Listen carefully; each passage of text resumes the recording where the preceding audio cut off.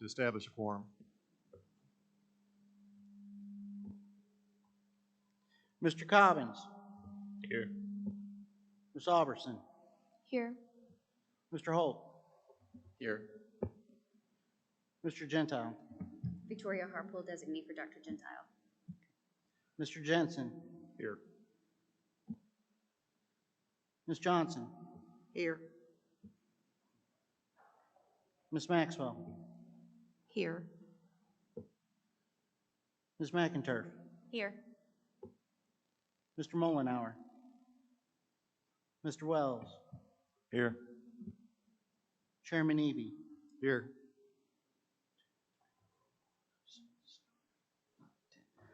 Mr. Chair, you have 9 voting members present. I declare we do have a quorum and we're duly established. I would like to first say how excited we are at being here at TCAT Stanton. We had an outstanding tour this morning and being hosted by the TCAT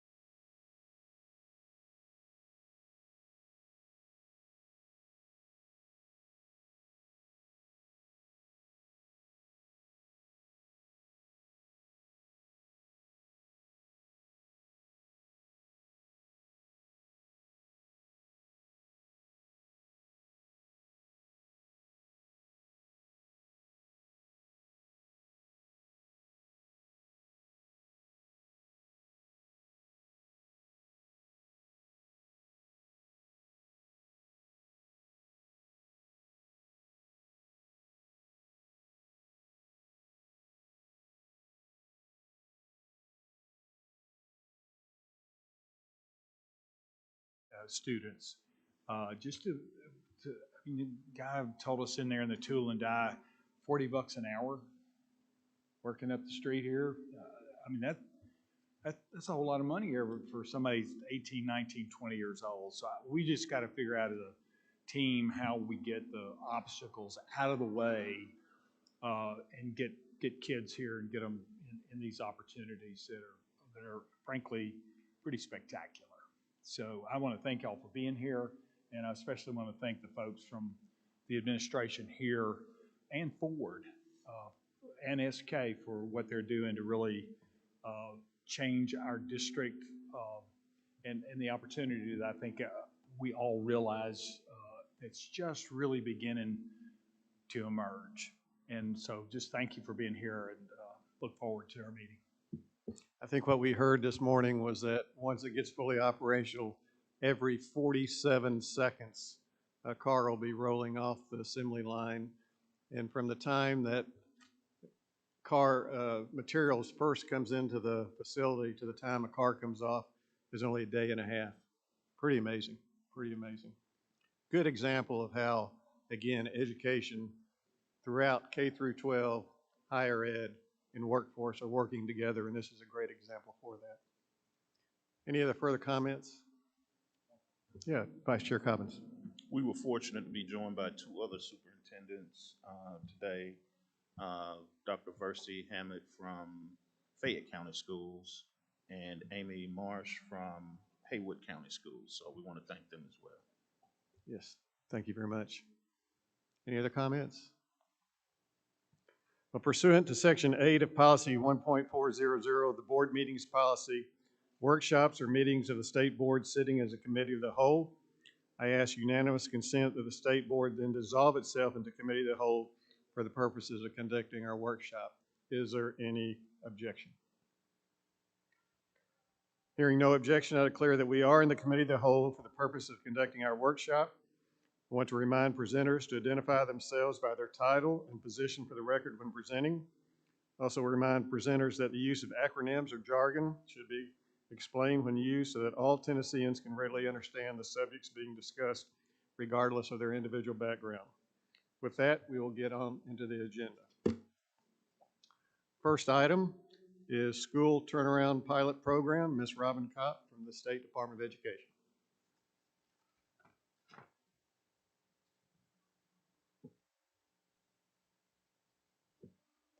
Good afternoon.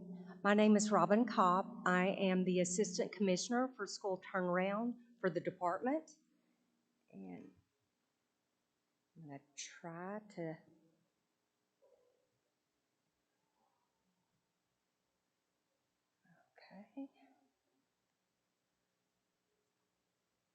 Okay, we did a mic check, but we didn't do a clicker check.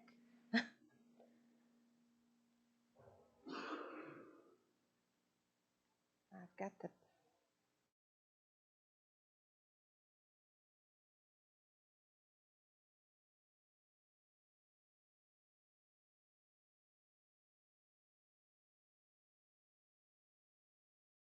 just that the system that we're using here was actually installed on Monday. And so we are the first folks that have been hosted here. And we went through some drills and got this working properly. I think the board members, there we go. Perfect. It's this way. Okay.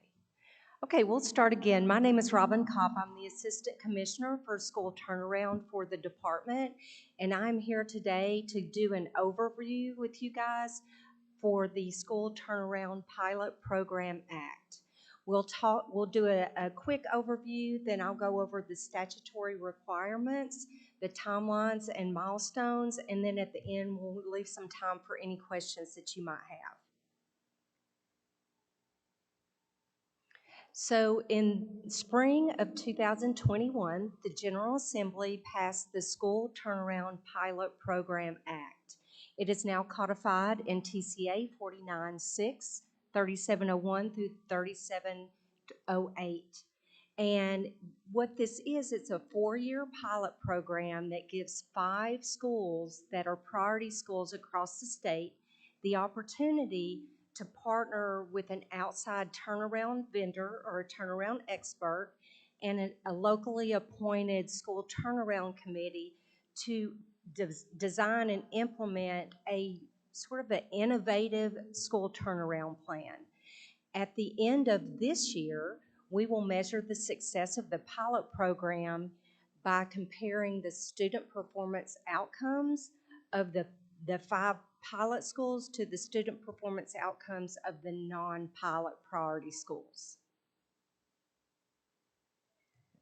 So the statutory requirements really require several entities to work together. Those entities include the department, the LEA, the School Turnaround Committee, and the School Turnaround Experts.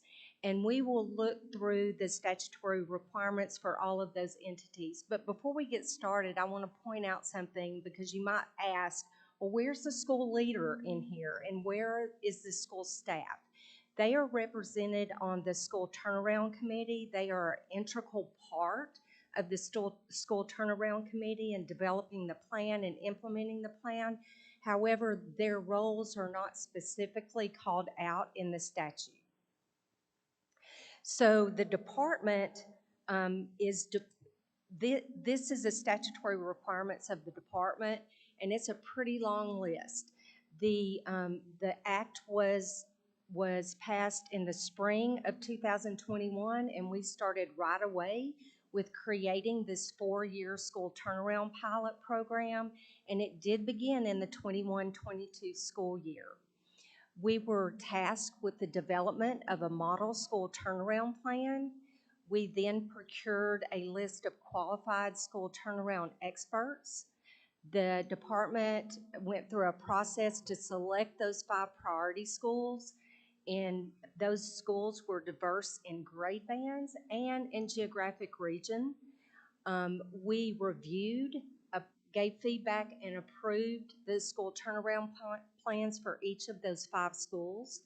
We were tasked with the monitoring of the implementation of the turnaround plans, as well as the implementation of the pilot program itself, as well as the evaluation and progress of the, reporting the evaluation and progress through the yearly progress report that we send to the General Assembly, to the education committees.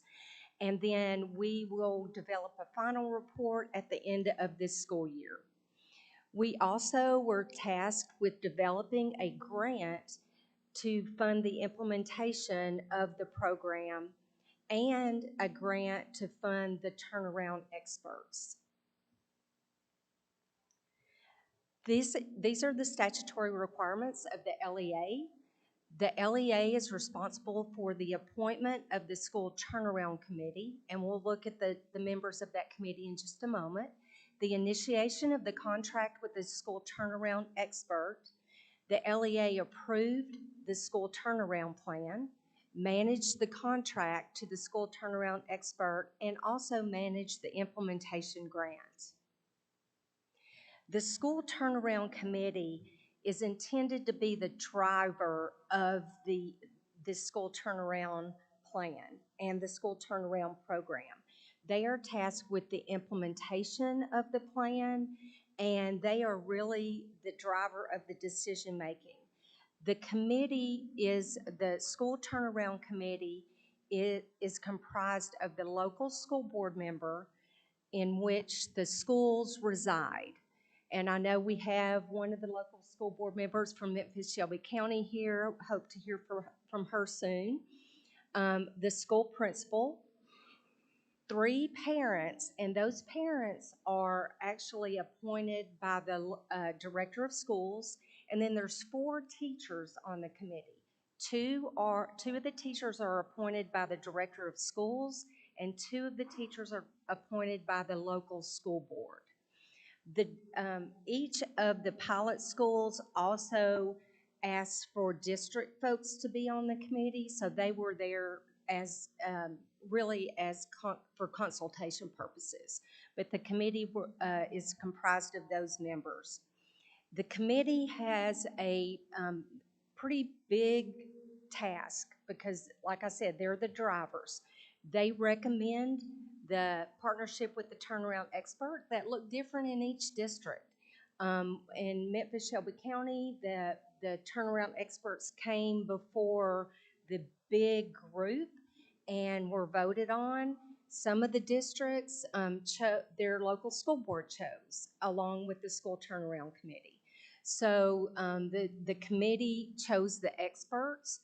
They assisted with the development of the school turnaround plan. So they partnered with the expert and the district folks to actually create that school turnaround plan. They then submitted the plan to the local Board of Education for approval, and they are tasked with monitoring and revising the school turnaround plan throughout the entire year. So the school turnaround experts, this is the statutory requirements for the school turnaround experts. They collected and analyzed data, and this is really important because they didn't just come in and look at one part of the school.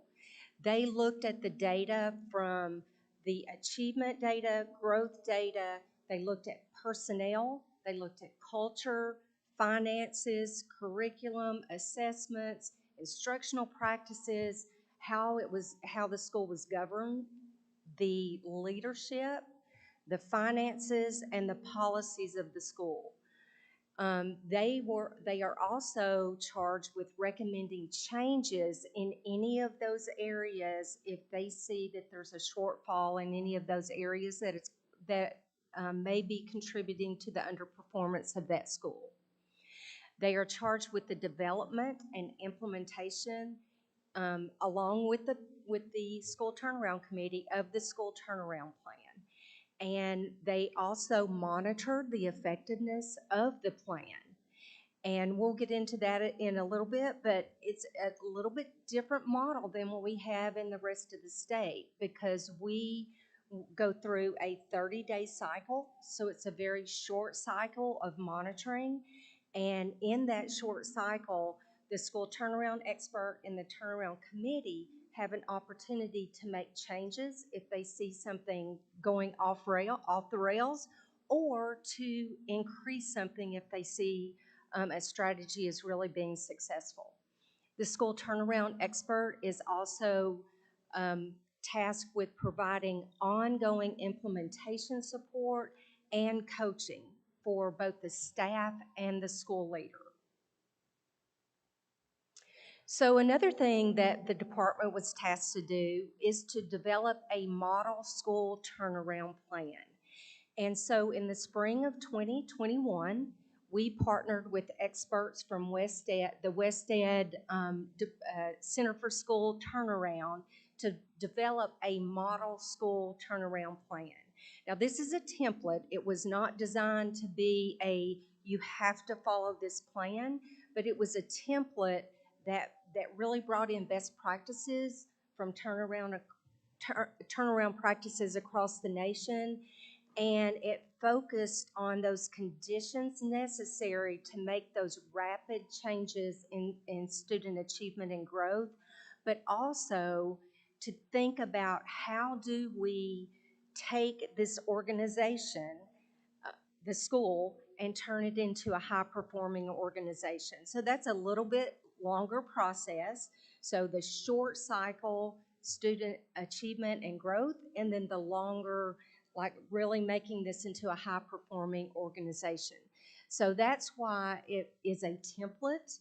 We also recognized that this is an innovative pilot, and we did not want to pigeonhole the districts, the schools, and the experts into a plan if they had some innovative ideas, and also recognizing that our school turnaround experts have been doing this work.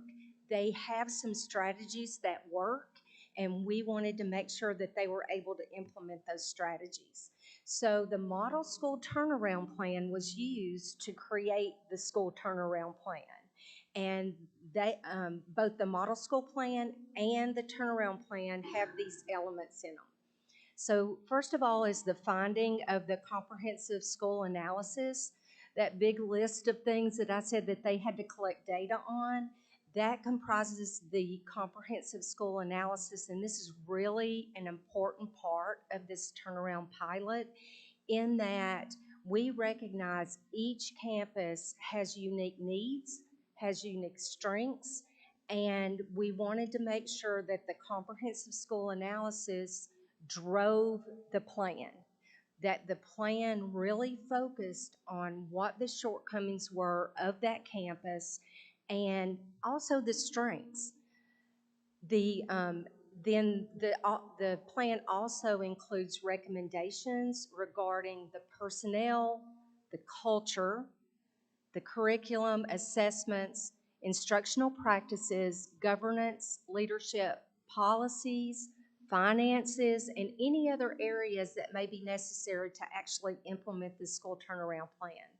It had to include measurable student goals and achievement, a professional development plan for the teachers that really addressed instructional practices, a leadership development plan to build the capacity of the school leader, a monitoring plan and a communication plan to how to communicate that the progress to the stakeholders, as well as a timeline for implementation that aligned to the timelines established in the program.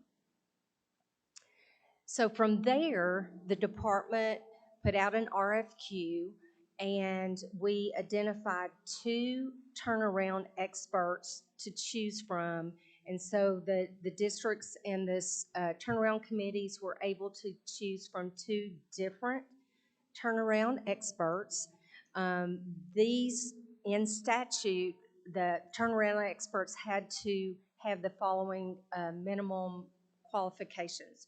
First of all, a credible track record of improving student achievement for different types of students, and that had to be evidenced by statewide assessments. They had to have experience in designing and evaluating data-driven instruction systems in public schools. They had to have experience coaching administrators and teachers on data-driven instructional models. They had to have experience collaborating with various education entities that govern public schools. I know you'll hear from Cognia in a little bit about their partnership with the LEA, with the State Department, with other entities that govern the public schools. Experience delivering high-quality professional development and coaching and instructional effectiveness to public school administrators and teachers, and the ability to travel to whatever school that we had identified, because at that time we had not identified the schools. So the next thing that the department was tasked to do is actually identify the schools. And we began in the summer of 2021 that process to identify eligible schools. The schools that were eligible to participate in the pilot program were current priority schools who had been identified at least 2 consecutive cycles, or that's 6 years. So they had been identified as a priority school for at least 6 years and either had stagnant or declining TVOS scores, so stagnant or declining growth. And so from there, we came up with a list of schools, and these are the schools that were chosen.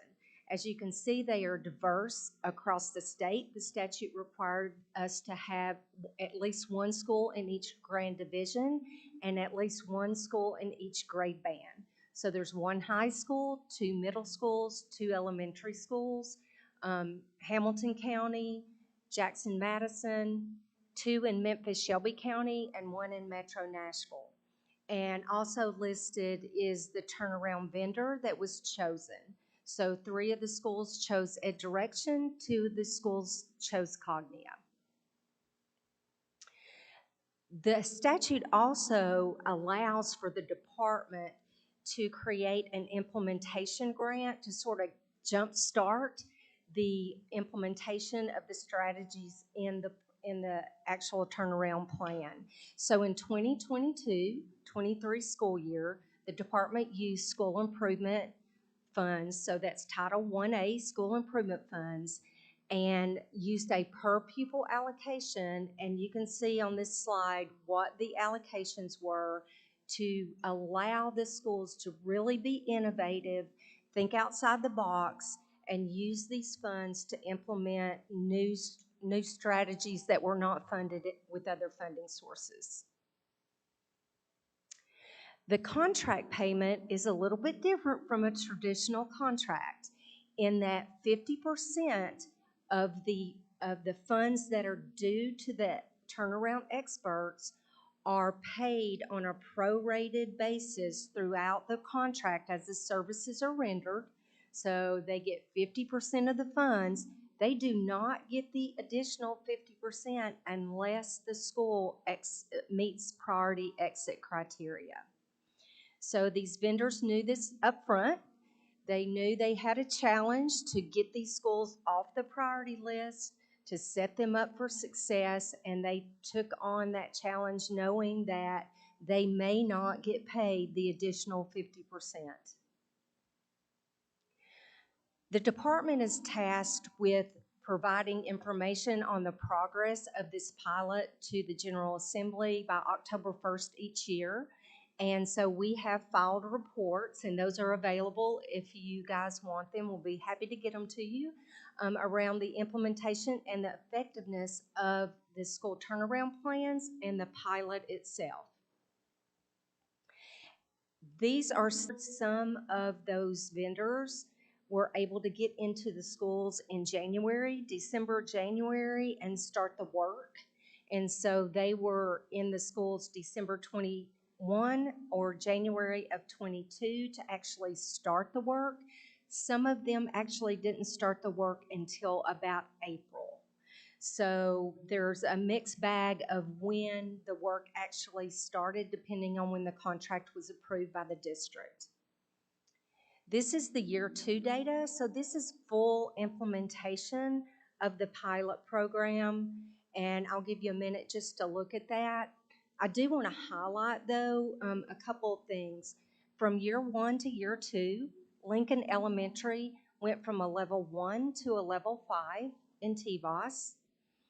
Hawkins Mill Elementary went from 11.3 TCAP success rate to 20.1. And both Hawkins Mill and Tresvant High School exited the priority, met exit criteria.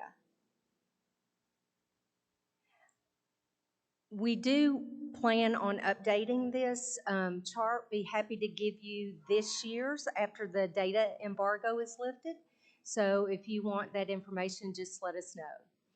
The final report, and remember this is a pilot, so the whole idea is to compare what we did in this pilot and if it was successful as compared to the non-pilot schools.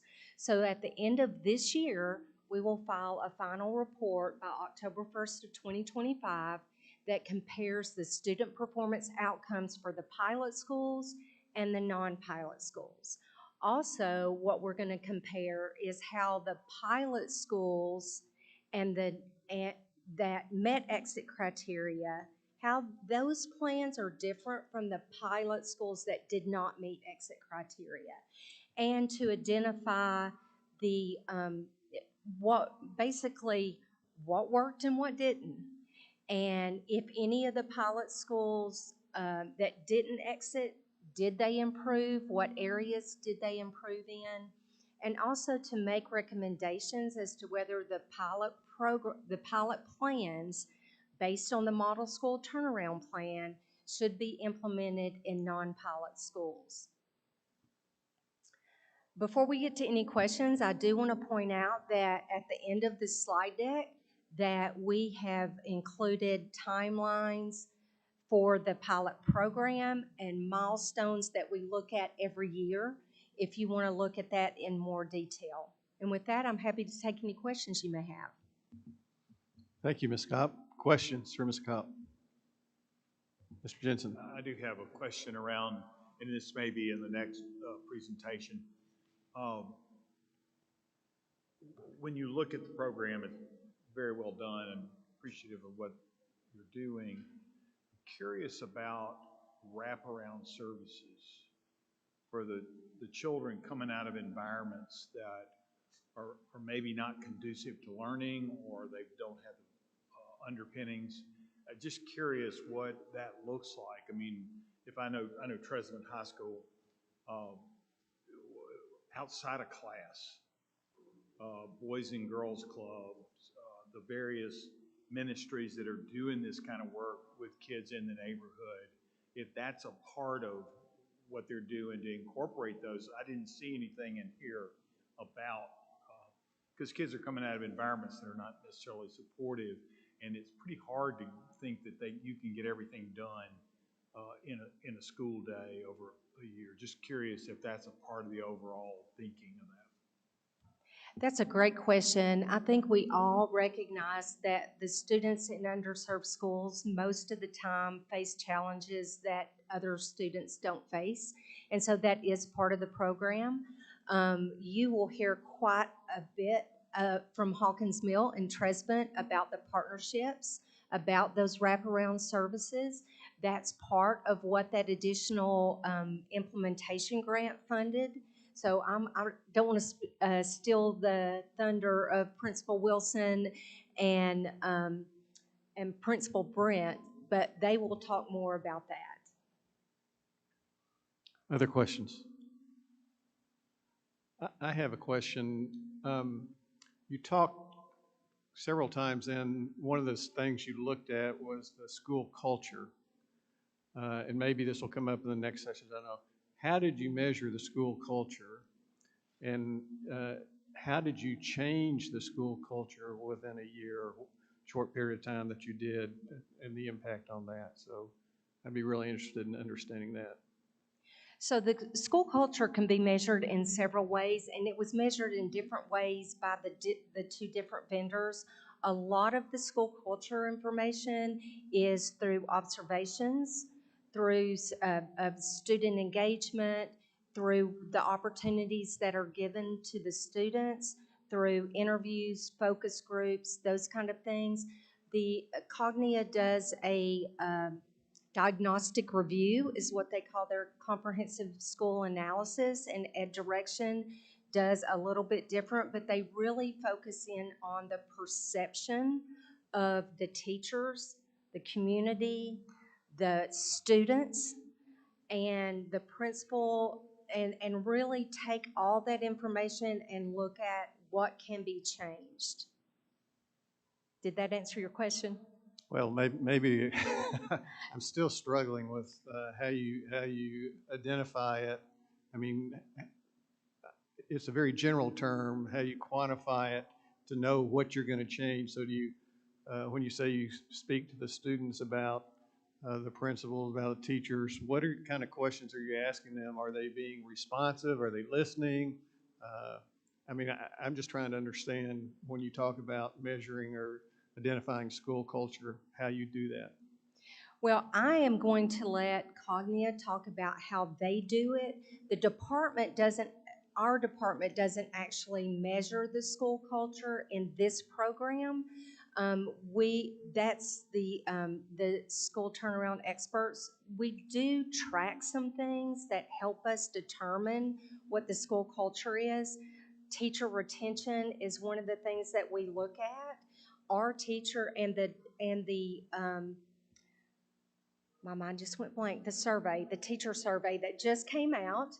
There are some great questions on that tell us, are teachers being valued? And the students answer too. So are they being treated with respect? So the department has some ways that we can measure school culture, but in this instance, for the pilot program, was measured differently with Cognia and Ed Direction, but we do use the survey that is the department puts out. We look at teacher retention, we look at student out of school, chronic absentee, we look at student suspension rate. And the commissioner, I know you have unmuted. I just wanted to add, I mean, we have to think too, school culture it's very localized. Right. So to have the state kind of try to dictate what school culture is good or bad, that's really up to our local leaders to really be able to understand, because it's not one size fits all. So I think too, that's why I think it'll be great to hear from the principals, to hear how they're really engaging and ensuring that school culture is solid and that everybody feels like they belong on that campus. So. That's helpful. These results that we've seen so far look outstanding, and very glad you're doing this, and be looking forward to in the future how you can take this to other schools. I mean, I know you haven't made that decision yet, but if you get progress that this is showing, I think that's great. Thank you. Chair, can I jump in with one Yes, question? And this Dr. Morrison. may tee up the next presentation, but thank you for being here and sharing this with us. And I'm already thinking about our fall meeting next year, and I would love to hear kind of what that final report details in terms of sort of the final lessons learned. Are there things though that you can like point to that are kind of rising to the top in terms of like the leading sort of factors that, again, we'll probably hear about in the next presentation that are helping to affect the change in these schools that have seen success? And the second part to that is like, how different is the school turnaround plan than like the plans that other schools are currently utilizing? Like, what are the things that you're starting to see that distinguish the work that's happening with success in the pilot schools? Yeah, great questions. First of all, absolutely, we see some things that are making a difference. We know that the buy-in makes a difference. The buy-in from the community makes a huge difference. Having the school, this local school board member be part of this, that's huge. I think one of the other things is that comprehensive school analysis where you don't just come in and look at one part of the school.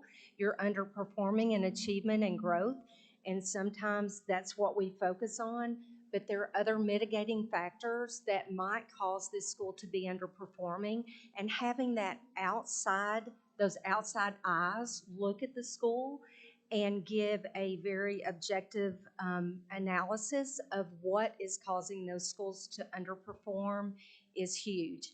And I'm just going to say, leaders matter. One thing that we have seen over and over again is the school leaders in those schools are the ones that will make or break this program. So one of the great parts of the pilot is the school leader is part of the decision making because they are an integral part of that school turnaround committee, but they also get coaching from the experts. And the other thing is the experts matter. I mean, they have to be experts. They have to have done the work. They have to be able to walk alongside of the school leaders and give side-by-side coaching to those school leaders in real time. So those are just a few things that matter. I think the difference between the plan that all schools in Tennessee do and this model plan, there's a couple of big differences. One is the comprehensive school analysis. Instead of going into Inform TN, which is our planning platform, and looking at your data from last year and maybe comparing your school to like schools, which is the process that a lot of the schools go through. This looks at every single piece of the school. It also, you have to be vulnerable as a leader and as a school, because when you open up your school to an outside vendor and they come in and identify weaknesses in the school leadership, in the school culture, in the governance of the school, or maybe the district, then that's very different than the way we plan now. And the other thing that I think is so important is this short cycle monitoring that we do. And so every 30 days, we meet with these folks over here, the principals. What you will see from Cognia is what we see every month. And we recommend changes. And we don't have to recommend a lot of changes with these two principals because they have already figured out what they need to do. But those short cycle monitoring, because what we see a lot of times in the school the school improvement plans, is that schools will develop these plans. They're due in September. They may have a mid-year monitoring. They may have quarterly monitoring. We do have turnaround districts that do quarterly monitoring with their schools. And sometimes it's semesterly, and sometimes it's at the end of the year. So that's very different with this turnaround model. And if I could say this too, is we really push having the focus be primarily on really good Tier 1 instruction. That Tier 1 instruction has to be at grade level we have to give the opportunity to those students to access high-quality instructional materials in Tier 1 at the rigor level of the standards. And I'm not saying that everything else doesn't matter, but if you don't do that, the students don't have the opportunity to succeed, and that's where this pilot program is pushing. When I look at this data, like I say, TCAP success rate, is that for the whole school? Is that for a particular grade, or? That's all students, all grades. Happy Okay. to break it down if you guys want additional information. I was just trying to understand that. So there were a few categories where they actually dropped from one year to the next. So I presume you're looking at that data to try to identify why they dropped and what might be done. In the other schools, they may have gone up. So what were the other schools doing differently that these schools were doing where we saw a decrease? Is that part of the analysis? Absolutely, we are doing that. And there is a bit of a caveat, and I'm sure you're aware of this, is the cohort data for the high school has changed. Graduation rate has changed from state to federal. So there are a few things that have happened during the pilot that we are also looking at. But absolutely, we look at what's happening in one school, and what we're tasked to do as a department is to look at the pilot as a whole and to see where the successes are and where the challenges are. And so although you'll hear from Cognia and these two schools, we do compare all 5 schools. Just to be transparent, there was a bill that was introduced that allowed schools to exit, and we did have one school that exited. The school in Hamilton County exited. And so now we're down to 4 schools, but we will continue to compare their progress, even though they exited, to the pilot schools. Thank you. Other questions? Thank you, Mr. Kopp. Thank you. Next item then, we're going to hear from some of the schools. So Cognia and Memphis Shelby County Schools Turnaround Partnership. Dr. Connie Smith, Dr. Shaletta Watson, Ms. Alexis Speed. And also Principal Claude Wilson, Principal Eric Brandt. Dr. Connie. Mr. Chairman, excuse me, I've been in schools all week, and you know, when you're around kids, you catch things. Mr. Chairman, board members, Dr. Morrison, I knew her when she was Sarah Hayburn, Commissioner. My name is Connie Smith. It's been a while since I've been before the State Board of Education. I was Assistant Commissioner for the Division of Accountability and Assessment for 12 years, No Child Left Behind, etc. And my job was to come with bad news, and we always had a list of schools that we put on the list, Commissioner.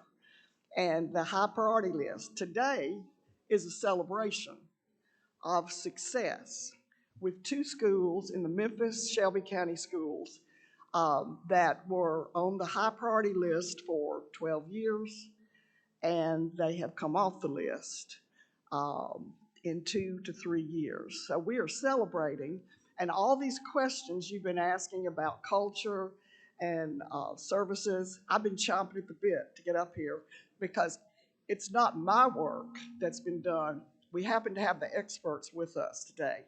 Now, we have a PowerPoint here, if I can get it to come up. I'm going the wrong way. By the way, I want to say that we have a great partnership with our State Department, Tennessee DOE colleagues. Many times, you know, I'll get in trouble, and they always bail me out, Commissioner. So thank you very much for allowing us to work with them.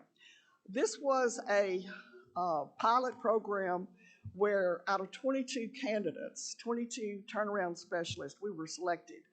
And my company is Cognia. Now, in Memphis, they call it Cognia, so I call it Cognia, wherever I am. But you may remember the Southern Association of Colleges and Schools, and that's our organization. It's 125 years old. But I like to say it's not your grandmother's accrediting agency, because we are all about helping teachers teach and students learn. So my part of this, 3.5 years ago, I always had to put schools on the list. I've never had the opportunity to get in there with teachers and help teachers teach. So that's why I'm excited to be here with you. This is a good news story. So what I would like to say before we get started is I want to ask the person who is responsible for us being here to come to the podium with me. She is the vice chair of the school board in Memphis, Shelby County, Commissioner Stephanie Love, and I want her to have a few remarks because she is the reason we're here, okay? Because we were selected. Thank you for having us today. I am not the mastermind of this. The principals and the teachers and the students are.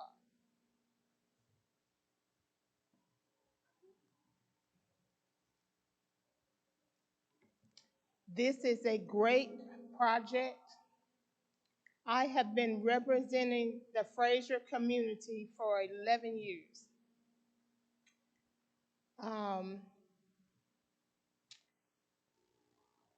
The things I've seen in this turnaround work is remarkable. My only hope is that y'all can extend the turnaround model in more of my schools, in the district schools. This is a great way to have the parents engaged and the community engaged along with the schools. That is the mastermind. Parents send their children to school and we teach them. I did a community tour with Cognia to let them see how the kids were living in each of their communities. That is what it takes. Hands on the ground. Thank you.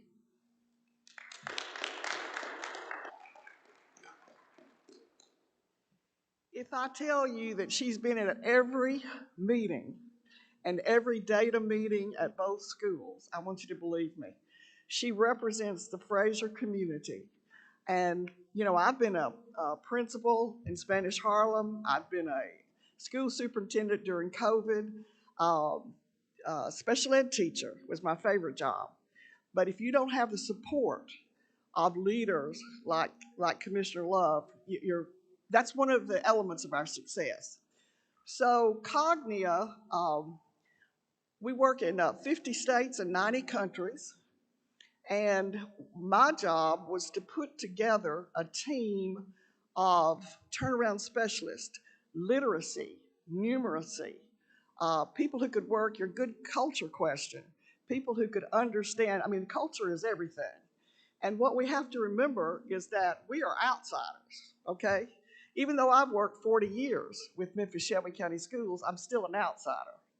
So the people within the school, the teachers, the principal, the instructional leadership team, those are the people who make this happen. And so as an organization, people keep asking us, what did you do that was different? What did you do that's different from what's going on with Gates and Little Red Schoolhouse? Well, I'll tell you, my expertise is matching talent to areas of need. And once we went in, I remember one of the team said, Dr. Connie, are you going to make us buy another curriculum? And I said, absolutely not. I said, we're going to come in and look at what you're using. How are you using it effectively? And then how are we going to use it in a better way? So we are boots on the ground, side by side. We're there probably 3 weeks out of 4, 2 or 3 days a week. And we have been there for 3.5 weeks. We did not bring in a new curriculum. We did get our arms around the data. We developed key performance targets, and we developed a 30, 60, 90-day action plan. And so what I'd like to do now is to bring in, I want to introduce first the team.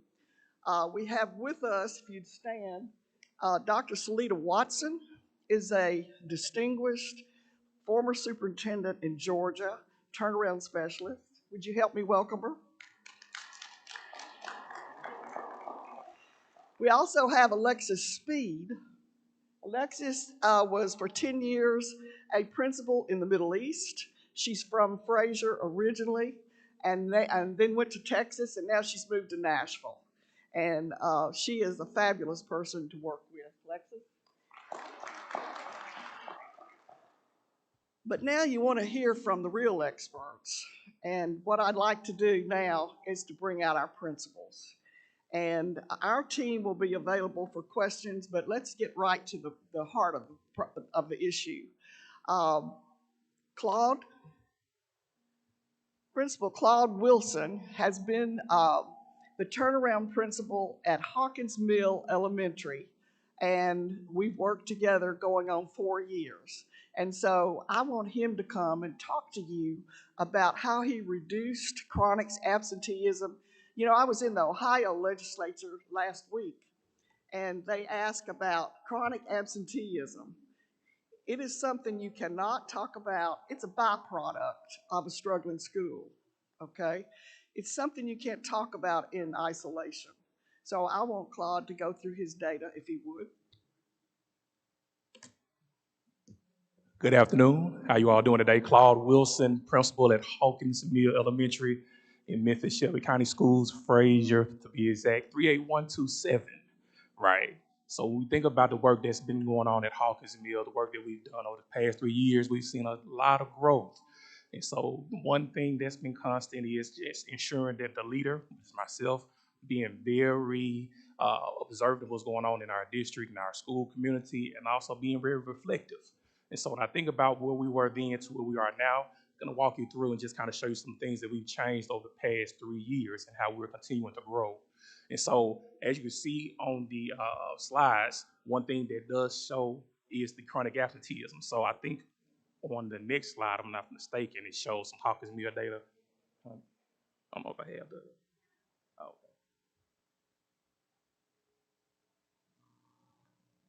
Right. So we have some Hawkins Mill data that I'd like to share with you all. So thinking about before we got into the turnaround pilot program, we were sitting at roughly 5.6% of our students who could actually read on grade level.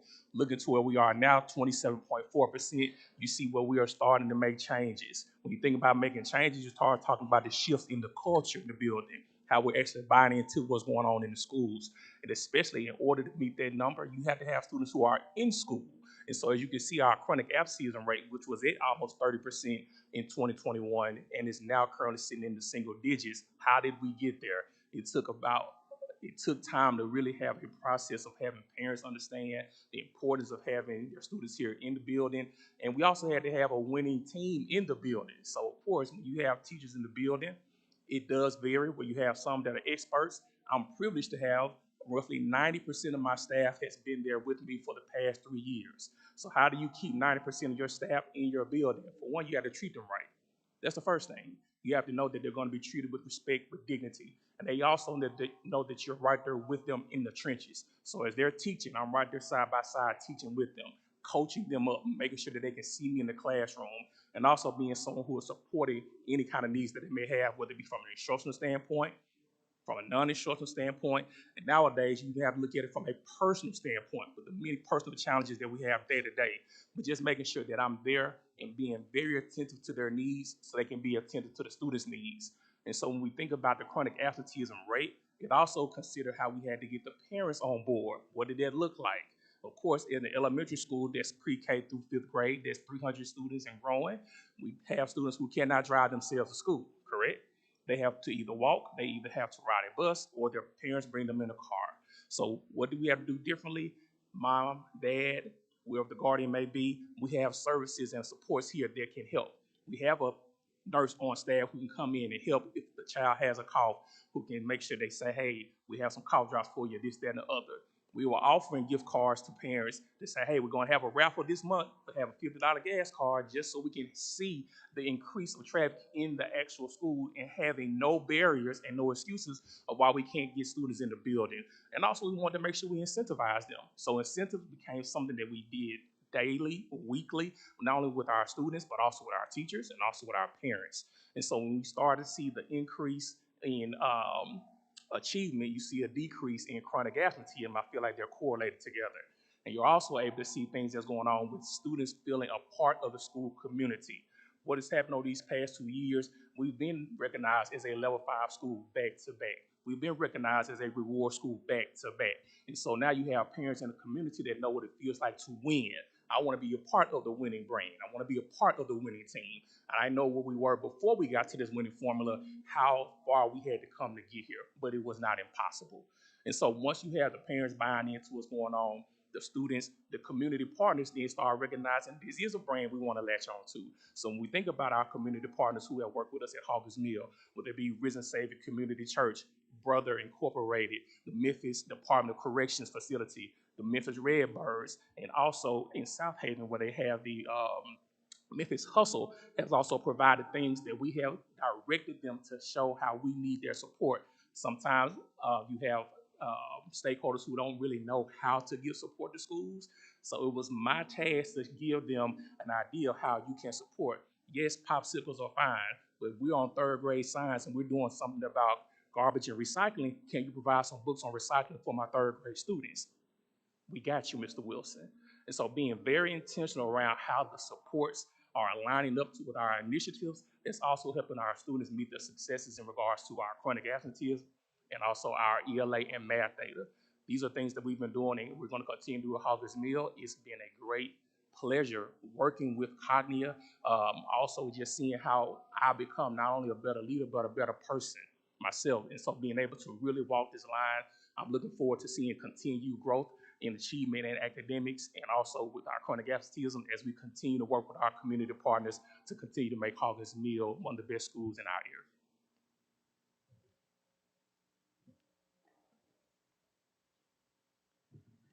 Isn't he good? Can I get an amen?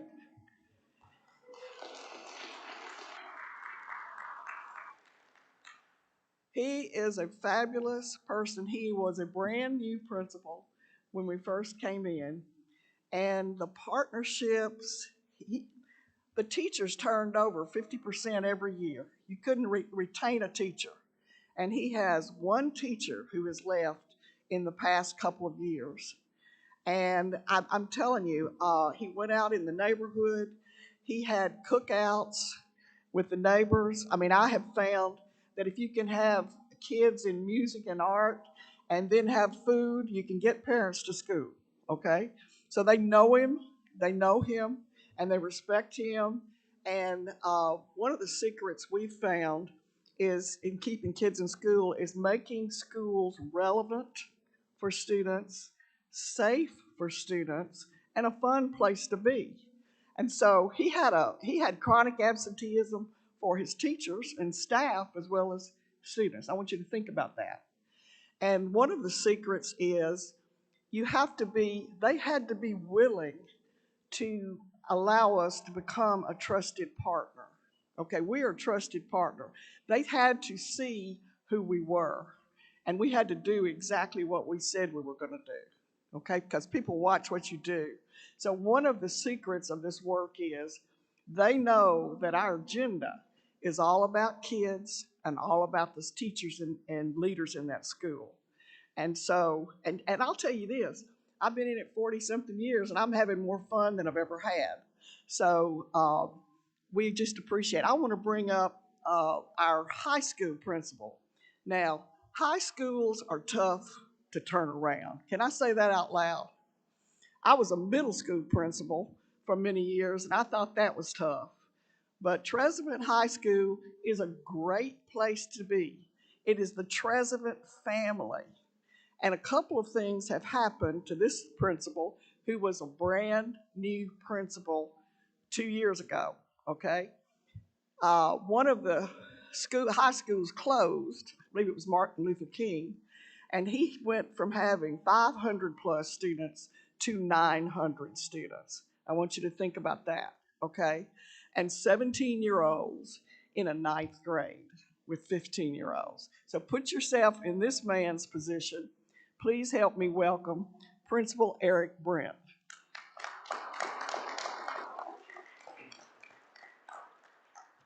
Good afternoon, everyone. Like Dr. Cuddy said before, my name is Eric Brent, the proud principal of Cherryville High School, where, as always, be massive. Be massive is our mantra that we use. It stands for believe everyone make academic strides, so I value education. This is what we instill in our scholars daily, to be able to come to school and be able to take upon accountability for their educational needs for their future. If you look here, with the help of Cognia being a part, and Dr. Cuddy said before, this is my second year as the principal. I've been at Cherryville High School 8 years. I've seen the school go from, when they say we started from the bottom, now we're here. We have done a tremendous job of trying to educate and foster a conducive learning environment that will be, that will help our scholars strive to be more than what they ever could imagine. If you dream big, you become big. If you look here before, you see here we met the state graduation rate for the first time in since 2011 and 12. My graduation rate has went up to 79%. You look in 2021, it was at 63%. If you notice, therefore, as our T-bias composite scores, we went from a 1 to a 3. We're steady climbing. What was alarming this past year that that we're not going to be at the score we want to be, but we're trying to get there every day. With the help of Cognia, has been so much for us being able to reach those partners that we have, to be able to get those wraparound services that you were asking about earlier, to be able to mention those. We're from total from 2 to 18 currently right now. So it's one of those things that we want to make sure that we strive for excellent. I don't know at this moment, Dr. Khan, do we proceed or do I come back and go ahead? Okay. So,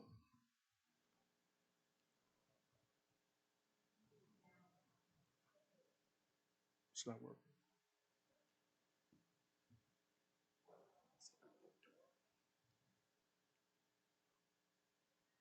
I am the wrong person, technology-wise, to be up here, everyone. But she's going to help us. So, okay, so while she's going back to be able to help this technical difficulty we have, if you look at our current absentee rate, it's steadily going down, but some of the some of the things we have to worry about is the outside resources or outside entities that play a part into our community. Of course, we foster a safe place at our school, but our students still have to face adverse adversaries daily. And it's totally impacted our current absentee rate over the last several years. You look here for us, you go next slide. Why don't you just stay with me just a Okay. second? See, we're partners, I'm telling you. And we don't move without each other. We, as a outside group, came in and we did, as suggested earlier, we had something called a diagnostic review, okay? It's a needs assessment, and it's a peer review group who come in and look at the teaching and learning, they look at the leadership, they look at the organization of the school, and they produce a report. At the same time, our team, our turnaround specialists, were in there getting to know what the teachers were teaching. In other words, that's the curriculum. Were they teaching the standards? How were they teaching? What were they teaching? Direct, indirect instruction? Did they have a plan for teaching? Was it aligned to what the state expected and would be tested for students to know and be able to do? Then we looked at the time on task, and then we also looked at the use of assessment to determine success. Were they using a formative assessment, or how were they using the summative assessment? They were looking at value added, the gain in growth might be great, but the proficiency was low. So we came in with what I call a diagnostic prescriptive model. It's a medical model, but again, they had to have, this was hard work, but I call it heart work, because they had to have open hearts for us to come in, okay? So we got root causes. We always planned with the turnaround committee at the school. We always planned with the leadership team. We never did anything in isolation. There you go. Thank you, Dr. Connie. So we look at Trisman High School highlights. One of the most proudest moments in my life, this past graduation, my first graduation we completed, class of 2024. Trisman High School rate to graduate went from a 26% over the previous years to this past year to a 70% for its ready grads. And so we was able to graduate 113 scholars. As those 113 scholars, we had two young men who was our balance out, who are currently attending UT Knoxville and Alabama A&M. Very proud. Also, highlights was increasing the partnerships I said before. For its faith-based, we have the Innovation Church, we have Faith Fellowship. We also just partnered with, we'll be doing our ribbon cutting on tomorrow with IKEA. Several also partnerships we have with Tennessee Home Builders, which has added value to us because we incorporated that course into our curriculum. So now that we have several students that are going on to the field of construction and who have got a career making $60,000 or more a year upon graduation on last year. This year, as Dr. Conner said before, we have inherited over 400 new kids coming into Trisman High School, which is a big jump. And if you know anything about high school with all the moving parts. And so with that big jump and whatnot, we've been very intentional about our ninth grade academy. It's a school within a school. My vice principal is she's took on that load for us, the ninth grade academy. And those students are having a great time. They're very intentional about all the programs they're in. Like I said, with our partnership with our Girls and Boys Club that's inside the building also, that we have each and every day they're able to attend. It's also our extracurricular activities. Also, we partner with MAPS, Memphis Powell, to be able to just name a few to help us out with those services that we have with Agape and others.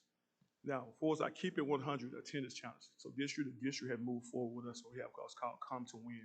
And this helps with our current absenteeism also, because with Come to Win, you have champions, you have winners, you have participants. And of course, you know champions at the top level. But with the initiative of us Come to Win, they count on me every day. I took upon myself to make an acronym for WIN, and WIN stands for what's important now. And what's important now that we get each and every scholar to come to school. Currently, right now, our attendance rate is at 90%. The district for us, the model rating wants to be at 93% or higher, but we're at 90%. And the reason why our attendance is fluctuating and going down with that is because, like I said, the influx of students is still registering every day. Lastly, or whatnot, is Tennessee Home Builders.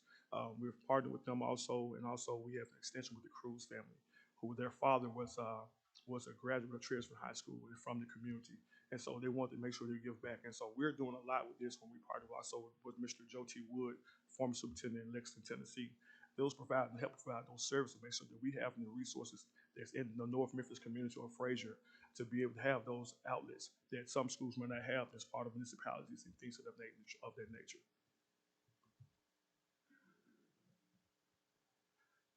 Missionary graduation rate. Last year, our graduation rate was it was 70% in 2022-23. This past year, like I said before, currently is at 79%. For its federal rate, we're at 70% on federal rate this current year and year before that. So that's a big increase, and you can clap up for that. Y'all go ahead and clap for that. That's a good thing for us. Yeah, go ahead. I'm proud of that. So, with that being stated, and then we had a 28% ready grad rate, and now we're at 70%. And though we had to give a great influence to progeny. Also, we partnered with JAG, Unity with Job for Tennessee grads. We partnered with those entities also to be able to help us increase those ready grad rates so we can be able to move forward with that. Report card indicator scores. Right now, we don't know our achievement and growth as a point now for our growth for Lewis, but if you look at 22-23, achievement was a 1 and growth was a 3. Growth for Lewis was a 5, and ready grad was a 26% for its graduation rate of 70. So now we know our graduation is 79% for a graduation rate. Currently, our letter grade last year was a D. Right now, it's just been embargoed or whatnot. If I had to stay again, we'd be at a D again, but we know we're going to increase that going forward. I do ask of that for Cognia being with us for a few more years. As a second-year principal, they have been very beneficial in my first 2 years as administrator. And like I said, for this past year, like I said, just going through the changes that we're going through and being experiencing the changes, we wanted to make sure we move forward. And I feel comfortable with them each and every day when they come into my building, be able to provide those resources, being that thought partner that I need. Right now, so success rate plan. So currently right now we know for us the new instructional model that we have is that we're faced at at a point that for as assigning a veteran teacher to our English 2 courses. For us, our teacher shortage that's going on at this point right now, we're having a deficit for us having teachers. And so what I did was to make an executive decision with also the leadership team that we would decide to assign a veteran teacher to our English 2 courses. And so also to be able to create us a additional honors course. So with that being stated, that we identified 55 scholars in our school. And those 55 scholars that we identified, those students had great growth for as Algebra 1 to be able to help us be able to move forward the needle, to be able to get the previous, to move forward this year, to be able to get the gains that we need. Also, we took previous English 2 assessments from the district for us. That's Master Connect we did over the years. Right now, we're doing our short cycle assessments when you do by 2 by 6, 2, or you do 1 by 3 and 1, which is basically on just 10 questions or 5 questions that we use. We identified a coach from an external coach from outside the district, be able to coach up and do some things that's differently with our English 2 instructor to make sure that she stays on task and be motivated throughout the rest of the year. We differentiate our English 2 professional developments. So now when she go through PDs for herself or whatnot, will look totally different than the rest of the student body. as the other teachers in our building. We also review professional development time for allowing for our English teachers. So on Fridays, she have extra planning to be able to be ready for prepare for the prep for the next week. We also identify external performing teachers in the district where we can go visit, so we can be able to see what exemplar instruction look like throughout the district, so we can be able to model it and own on to that. It's something I want to take personally ownership on myself. For our sustainability factors, one to be for its ongoing support for us 2 years after school exit the priority list. Like I said before, we just found out on last year. It was one of the most the proudest days of my life. And personally, Ms. Culp and Ms. Tubb came to the school personally to be able to share that moment with me. Like I said before, being at Treasure for 8 years prior, been there 8 years, and so last year, when they shared the news, it was like it's just a great feeling to be able to experience that, to let you know the work you've done has not gone unturned, and those ladies been there since the beginning, so they were very proud also. For us, our professional learning and our critical area needs, we want to make sure we hone on to that, for we focus on that and be able to be intentional with that for us, our professional learning. And so we have Dr. B.J. Worthington. He comes in and he provides great tools for us to be able to expand our toolbox. Also, sustainable for us human and financial resources. This is a great facility here in Stanton, Tennessee. I'm from a small town called Covington, Tennessee, not too far from here. And so to be able to see that my scholars could be able to utilize this facility for them getting these services they would need for its benefit from the programs will also be a need in our community, also in the 38127. Retention and recruitment. We've created a pipeline. I'm a Lane College graduate, and so one of the things about Lane College was a school for us teachers. So I've reached back to my alma mater to be able to recruit teachers to be able to come to Tresman. Currently, right now, on my staff, I have 10 Lane graduates on my staff at this moment right now. And so lastly but least is for the structural support for school leaders. I want to provide that also for the support. Today, like I said before, I have my board member here and also my network, not my network leader, but my transformation officer, Dr. Richmond. He's here also. So those are some of the things that we want to make sure we sustain at Tresman High School and be able to move forward to keep the legacy going forward as we move into our new school in 3 years. If it's not any question, I yield my time.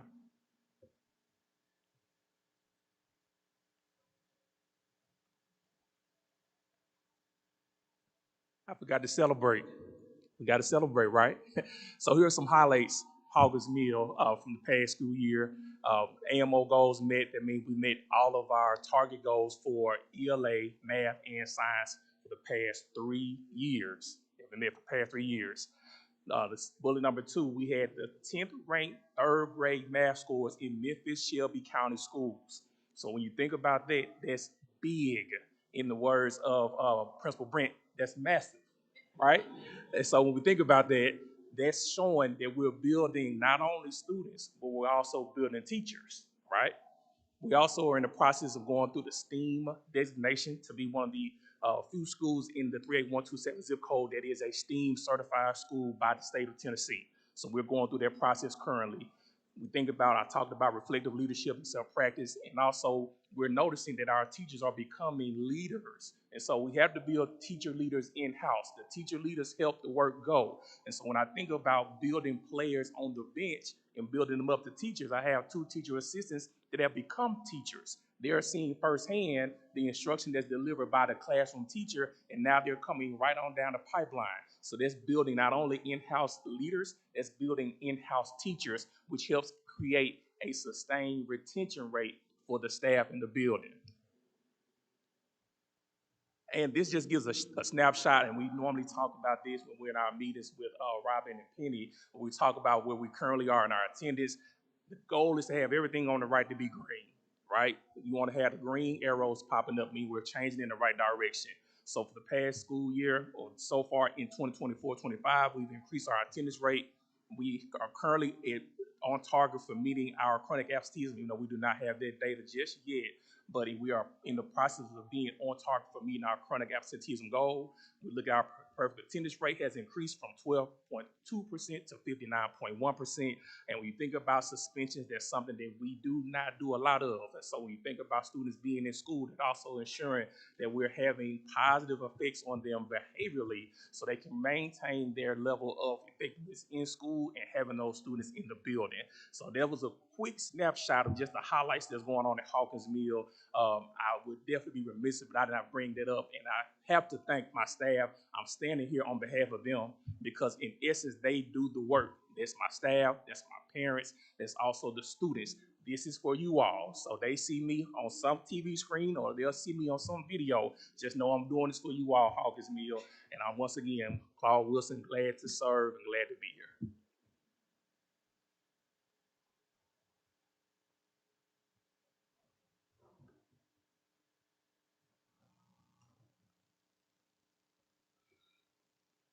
All righty, you see how we work? We work together as a trusted partner. We work together with our trusted partners in the State Department.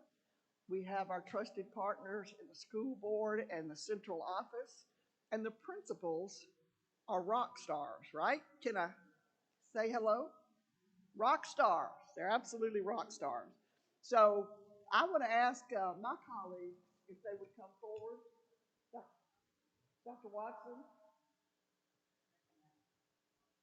Oh my goodness. Speaking of rock stars, Dr. Rod Richmond is here. Please come forward, sir. I want to say something about him. I've known him 30 years. He is the original architect of the iZone. He is now the chief over transformation. They got the right person in the job, and he works with all the struggling schools, and I'm so happy he's here. He's one of the reasons that we're in the district now from 3 years ago. Thank you. Thank you. Thank you. Please. First, I'd like to start off by just saying good afternoon. I'm Dr. Roderick Richmond, and as Dr. Smith shared, I'm the transformation officer. It's a new position. And one of my roles is to transform our D and F schools to hopefully C or better schools. I currently have a portfolio of about 139 schools, 55 of them are charter schools, and the other 94 schools make up our schools, again, that have a DRF designation, which includes 10 of our charters and 84 of our traditional schools. And we're hoping to move some of those schools out of what our superintendent has branded as soup schools into what would be Ignite or Source schools. As Dr. Smith shared, I've been in this work for a long time. I remember when Governor Bredesen first brought school turnaround to the state of Tennessee, and we branded our schools Striving Schools, and that's when I had a chance to work with Dr. Smith. And when we worked together, we had a co-management relationship. When I look at what we have here, we have what is a co-management, true collaborative relationship. It's not a relationship where we're asking people to cooperate. We're truly asking people to collaborate. And when you have a collaborative spirit, I think we can see the byproducts of that. That's who Dr. Smith is. She's the type of person that brings people together. I appreciate Ms. Kopp and Ms. Tubbs. We work closely with them. And again, Cognia from day one has truly been a partner. When I think of this legislation as a pilot, it started off with a community match process to involve the community and to have them to select someone that they believe in, to have a company that they believe in and want to partner. I think that's important, but also for that partner to come in and to not be too dogmatic or to ask people again to cooperate, but just to collaborate. I think that speaks to this partnership truly working in the essence of what a partnership should be. And I want to thank Dr. Smith, and I want to thank her team for that. But I also want to thank those two principals, Principal Wilson and Principal Brent. School turnaround is difficult work. It's difficult work. I've also heard Dr. Smith talk about it's very, very situational. I'm a byproduct of this community. I'm a proud graduate of Tresvant. So I take this work, and particularly the work that's going on in that school and a community that I'm a product of, I take it personal. I also want to thank Board Member Love, because again, we'd be remiss if we didn't have the support of our board members. So again, I appreciate you all asking all of us to come here to present. I think this is important. It's important work. We want all of our communities to have strong schools. I talk all the time about having strong feeder patterns. You should have an elementary, middle, and high school and a K-12 feeder pattern that's strong and parents and the community can believe in. And so again, I want to thank them for helping this elementary school, which feeds into Tresvant, helping this school and this feeder pattern to strengthen itself so that this community can continue to be proud of the work that's going on, but also the outcomes that are being poured into our students. So again, thank you all. And thank you, Dr. Smith and Cochran. Thank you.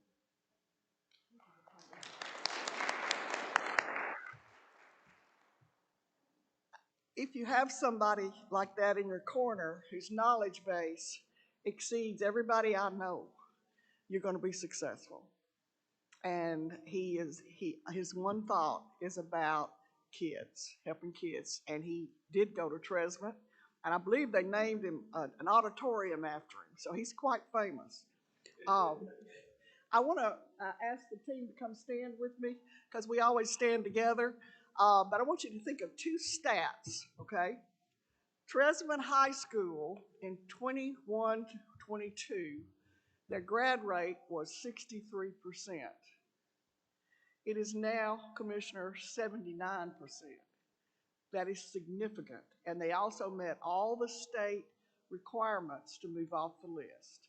So they are off the list as a high school, okay? Number two, in Hawkins Mill, I want you to think about in 21-22 to now, they reduced their chronic absenteeism rate for students by 77%. It just takes my breath away, what they've done, okay? And they did it. It's the teachers in the classroom who were willing to try something different, perhaps, to help kids, and the leadership of these principals and the support of Dr. Rod Richmond, okay? My team, I want them to talk because they talk so much better than I do. No. But please, Salita, jump in. Not true. You all know Dr. Connie Smith. It's just a pleasure and honor to be here, being an outsider. I'm from the state of Georgia. To see the intentional collaboration with the State Department, the local district, the school-based leaders, and the community. I would like to say I started 2-3 years ago. This has been a monumental experience for me that I will never forget. And we talk about turnaround schools all the time, and it's intentional, but it's intensive. I always refer to it as intensive care. If anyone has ever been to the hospital or passed by the ICU unit, they have personalized doctors that checks on them maybe every 30 to 40 seconds. Whereas in the other side of the hospital floors, it's the general, you may have a rotating nurse, right? And so the support system has to be intentional, but very intensive. In addition to that, the alignment of resources. And what I've seen from this turnaround pilot is not even the alignment, it's the assignment of the great leaders that's transferred and transitioned up to rock stars, as you say. But I will, if I can, talk about the support model for Cognia. And the support model for Cognia, and I'm gonna skip this down. There we go. The support model for Cognia is supporting from the boardroom to the classroom, is what I say. Because in any district, we do know that there's levels of support, tiered levels of support. And so I've had the pleasure of working with Dr. Connie Smith. We each had a designated area of focus. So Dr. Connie Smith, of course, will be hand side by side with the district leaders, you know, district policies, management, budget, contracts. And then you'll have an excellent leader, Dr. B.J. Worthington, who actually trains and coaches the principal. And then myself and Alexis, we are boots on the ground with the support team, your instructional coaches, your academic coaches, your attendants, any other support that the principal may deem necessary for us to actually move the needle. It's very important that we level that support because oftentimes you may just be supporting the principal and you forget about, okay, I need someone to help us with the policies, or you're supporting the instructional coaches, but the principal and the instructional coaches may not be on the same page. So I absolutely love the transformation tiered support because I think it addresses not only the whole child, but the whole adult.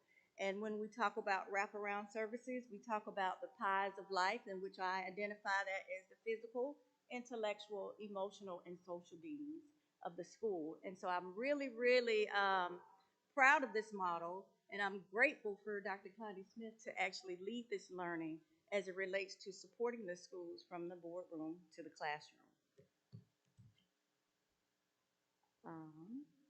What did we learn? What did we learn? You want to learn? Okay, what did we learn? We learned a lot. Everyone knows there is not one size to fit all. It doesn't matter if you're in public, private, corporate education, there is not one size that fits all. The second thing is we've got to get the kids to school when we talk about chronic absenteeism. This district, Shelby County, I've seen a plethora of resources. They have, and I'll talk about the high school, Tredwin High School has a Boys and Girls Club inside of the school. So any academic learning, tutoring, before and after school, the resource is there. They also have, my gosh, a plethora of partnerships with the faith-based community, which they kind of spoke about. But I've actually seen one of the pastors substitute teaching in the school. So when you talk about the community supporting the school, this is what we're talking about in order for your students to be high-achieving learners, but also learn those life skills in doing so. And so another thing we've learned, you have to train them first, and you have to model. What we say, inspect what you expect. You have to model what you want the teachers to know, what you want the leaders to know, what you want the community to know. It's all about modeling. And standards-based instruction and evaluation.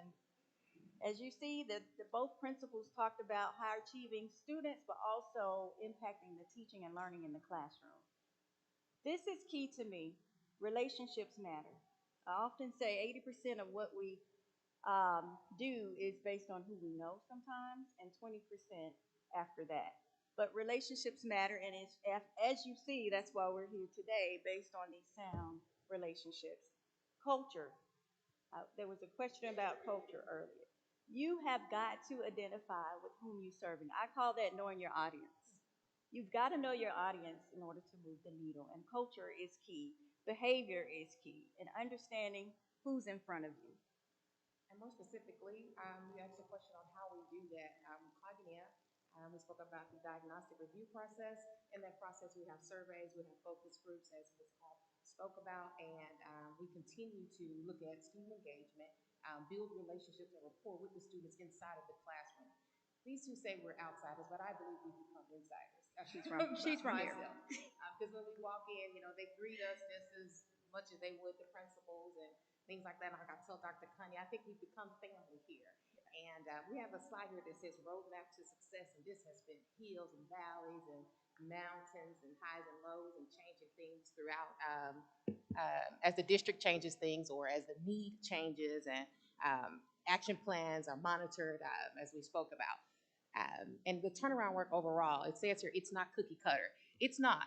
It is situational specific. But most importantly, I think what drives the three of us is we like coming back to the bowl and saying, this worked at Hawkins Mill. Let's see if we can get it to work at Tresvant. No, elementary school, high school. But we enjoy those intellectual conversations of trying to figure out how to make this work for this specific school. It may look like this over here. I've worked abroad. I've worked, and one thing I should have said in the beginning, I'm happy to be working in Tennessee, most specifically Memphis, because it is where I was born and raised. And it's actually the first time I've ever worked in this state as an educator. So I feel like I finally bring it back on home, as my grandpa says. You've been overseas a while. You've been in Texas. You've been in Alabama. You've been here. You're finally home. And when I learned that I joined the team earlier this year. When I learned that we'd be working with tradesmen, I was like, hey, if I were still in high school, that would be my high school because now it's rezoned. And so I'm really enjoying the work. But as I was saying, as crazy as it sounds, we actually do really enjoy the hard work, the heart's work. And as we said, making those action plans identifiable and getting the feedback from the school leaders and the teachers and building that rapport with them to make sure what we're doing is actually servicing them and not necessarily serving us. So it's never personal, it's always professional. And it definitely is a great opportunity for me. And as I said, they welcome us, they bring us in like family. Kind of just talked about recognizing each school is different. We start with the small wins first. We celebrate everything. It's always a celebration with us. And we find that you need this in this work because it gets tough. It gets hard. You kind of, looking at yourself like, did I make the right choices? Am I, But like as I said, we don't try to do too much at one time. We're always checking in. We're always reflective. We're always surveying ourselves, speaking to the principals, as I said, the teachers, and even the students, because we'll walk in some classrooms and they'll be like, oh, that's your little friend. Like, yep, met him last week. Now he's doing his work, and it's been a great time. What a team, huh? So, Mr. Chairman, I think we are finished with our talking. I'd like to bring the principals up to answer any questions that you have. And Dr. Richmond, would you please join us as our partner? Commissioner, you can come up. Of course, you're the boss. So right.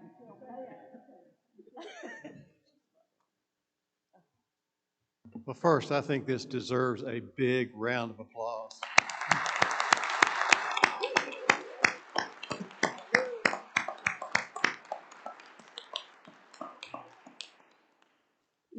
I sit here, people who know me know I'm studied leadership.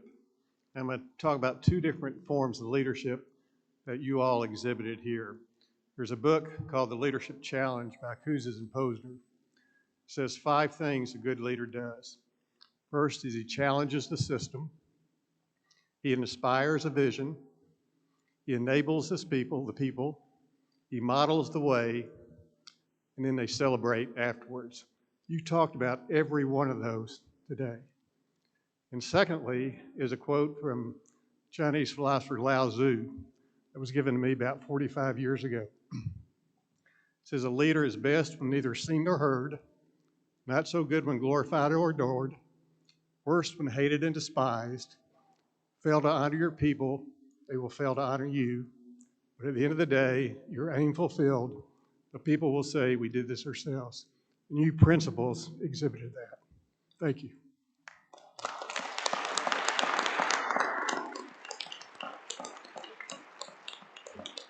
Mr. Vice Chair. Hi, I'm from Memphis, Tennessee. Always a pleasure to celebrate great work and great things that are happening in Memphis. Definitely applaud all of you all's work. As you were talking, I was reminded of a quote from the famous management consultant Peter Drucker, who said, "Culture eats strategy for breakfast." And what you've shown in terms of establishing culture, and when I'm thinking about culture in this work, it's from the outside in and from the inside out. And the three-tier leadership that you showed and support involving the district, the internal aspects within the school itself, and definitely involving the community.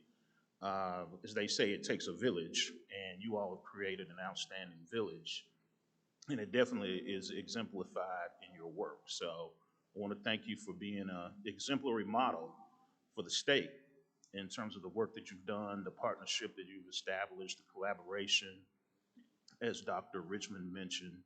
And today just feels like Memphis Day to me, because we had the superintendent here. We got Commissioner Love, who I've known since she got on the school board. Now she's the queen bee, so to speak. Dr. Richmond, who failed to mention he's a member of the greatest fraternity on earth, Kappa Alpha Psi, and we go way back. So thank you for bringing the family reunion to Stanton. But keep up the great work, and we appreciate all you do as a shining example for us. Other comments? Yes, Ms. Maxwell. Well, I would just love to say you are an inspiring group. As a retired educator, first of all, to these two principals, I want to say, where were you when I needed principals, okay? You are the leader in your building. And many people say this, famous people in education say this, if you catch a cold, the whole school catches a cold. Well, I can tell you all are very well fit and very healthy because the things you are doing are incredible. So I appreciate the intentionality, so many things that you're doing that I hope you will be able to share in the future, but I also hope they'll let you rest just a little bit because we want you to keep going for a long time. We need good, strong leaders. Thank you. Any other comments? Dr. Morrison. I really don't have anything to add to what's been said. I just want to glom on to the gratitude and the inspiration that you all have brought to this room, because being a principal has to be the hardest job. And being a principal in a turnaround situation and doing it with that open heart and that desire to do what's best for your kids, whatever that takes, it is a model for our state. And I appreciate that you all were willing to take a day of your time away from your school to come and share that with our board, because I can't tell you how instructive and how meaningful it will be to us as we think about our role at the state level and thinking about supporting schools across the state. So I just thank you. Thank you for all you're doing. Yes, we've got to learn how to take that model across the state for sure. Any other comments? Thank you very much.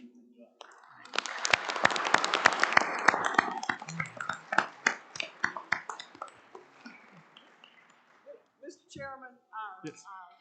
Thank you to the members of the committee. ASD didn't work because they haven't involved the community and parents and our school system. This is what works. Thank you. Thank you. All right. It's going to be tough to top that one. Ms. Brown, next topic, 2024 TCAP and accountability.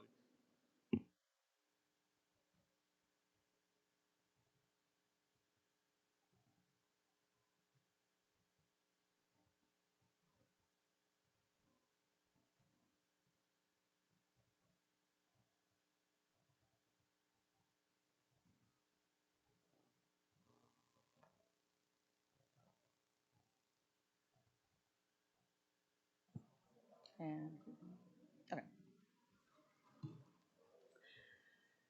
So that was inspiring, and I would like to echo congratulations to those school leaders and teachers and students for the inspiring hard work and success that has led to. Certainly a principal job is very challenging, so congratulations to those schools again. Good afternoon, board members and board staff, Commissioner. Christy Brown, Chief Academic Officer with the Department of Education, to bring some updates related to spring and summer 2024 program data And today I'm going to be presenting some information about 2024 summer programming, also 3rd and 4th grade promotion pathways. And then I will welcome David Laird, Dr. David Laird, to talk to you all about TCAP data. So I'll start with the summer programming from 2024. As you all know, the overview from that is upon enacting the Tennessee Learning Loss Remediation and Student Acceleration Act during the special legislative session of 2021, summer learning camps and stream camps were funded for 2 years, and the learning loss bridge camps were established indefinitely. During legislative session of 23, summer learning camps and stream camps were funded indefinitely, and rise in grades K and 9 were added as grade levels to support students during key transitions as they move into kindergarten and into high school. The law was further amended this last year to remove the requirement for LEAs to administer pretest exams for students enrolled in summer programming. All right. Y'all can see here the types of summer learning camps that were offered. It's summer learning camps in rising grades K3, the stream mini camps in the same grade levels, and then summer bridge camps for students going into grades 4 through 9. I'm going to take just a minute to not go over all of these data points, but to point out some highlights from each of the slides that you're going to see today. Overall enrollment for 2024 summer programming was 89,637 students. And that is, we're averaging around 90,000 at this point from the high that we had fall in 2021 of about 120,000. So we're leveling out at an average around 90,000 students across those grade levels. We had an attendance rate for all students of 79.7, which I think it's notable to say that that's over a 14 percentage point increase from last year. So attendance is improving quite drastically from last year to this year. And the rates were similar. For all students that are represented here, with economically disadvantaged students, non-economically disadvantaged students, and all student groups. And then finally, rising grade 4 students account for nearly a quarter of all summer programming enrollment, with the second highest attendance rate behind rising kindergartners. So those students ready to come to kindergarten. All right, we'll just keep moving. Some high points here. Due to the removing of the requirement to administer the pretest this past summer, it had some implications for the way we assess summer programming and determine the academic growth. So for rising grades 1 through 3 in ELA, the spring administration of the district selected universal reading screener was used as the baseline to measure in lieu of the summer pretest. Each of those approved URS platforms calculate student growth using different scales and measures, which ultimately resulted in us changing to a mean percentile ranking being used as the most consistent measure. Similarly, in grades 1 through 3, there's some changes there. There was no growth measurement that could be made as a comparison because the pretest was removed, and there's no requirement for a spring screener in math. So those results are reported as a mean score for all valid test takers in those grade levels. And finally, in grades 4 through 9 in ELA and math, the spring TCAP served as the baseline to measure academic growth in lieu of the pretest. It's notable to say that the summer post-test also consisted of some new questions that were standards aligned that approximated the blueprint of the 2024 TCAP assessment. All right, so we get to some highlights and some impact from our summer learning programs. So our strongest gains were in early literacy. We saw overall increases in 1 through 3 and some educationally significant impact in grades 2 and 3 specifically. In math, the post-test scores indicated that students in grades 4 through 9, in rising grades 4 through 9, that nearly all grade levels experienced some level of gains, with most of that being in 4, 6, and 9. And as expected, students who attended more often saw better gains across all grade bands in ELA and math. And then this is an interesting data point through recent analysis that we wanted to look at to measure the gains for summer programming. Of course, it's a short 16 to 20 day program. for students. And we ran the data that was a spring universal reading screener, the end of the school year, compared to the data entering the next grade level for fall URS data. And we compared it for students who attended summer learning camps and students who did not. And so what we found was is students who participated in summer learning programs maintained their learning, while students who did not demonstrated summer slide. All right. And the educator highlight.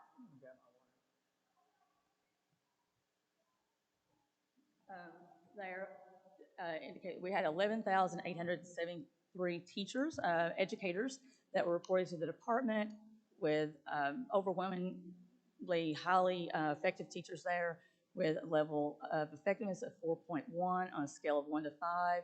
Most districts, 96%, reported on our survey that that number was adequate number of teachers to support the programs. And then also interesting is teachers that don't have a teaching license, maybe they're educator prep program candidates that were hired to teach in summer programming, can also do that if there's not certified teachers available. And so with that, I've pulled the data around the number of users who took and completed the required training course that if aspiring educators are required to do if they're teaching in summer programs. That was 311. All right, and some district reflections. These were district reflections that we've gathered over some time. You all can see the districts represented there, mostly expressing just being grateful for the opportunity to continue to serve students and accelerate their learning, and also expressing the feedback that they've gotten from parents with their satisfaction with the program and what their students are engaged in and what they're learning in summer programming. And then one that's not reflected here, I'll mention, is that it was interesting to hear about districts who were having teachers that they've hired for the upcoming school year to go ahead and put them in those summer programs, and they get, familiar with the students that they may be teaching the next year, have relationships with the teachers in the building, get used to the school they're going to be teaching in oftentimes, and that was reported as a success as well. For your convenience, we've added all of the summer programming reports right there in those links in the slide deck that you have.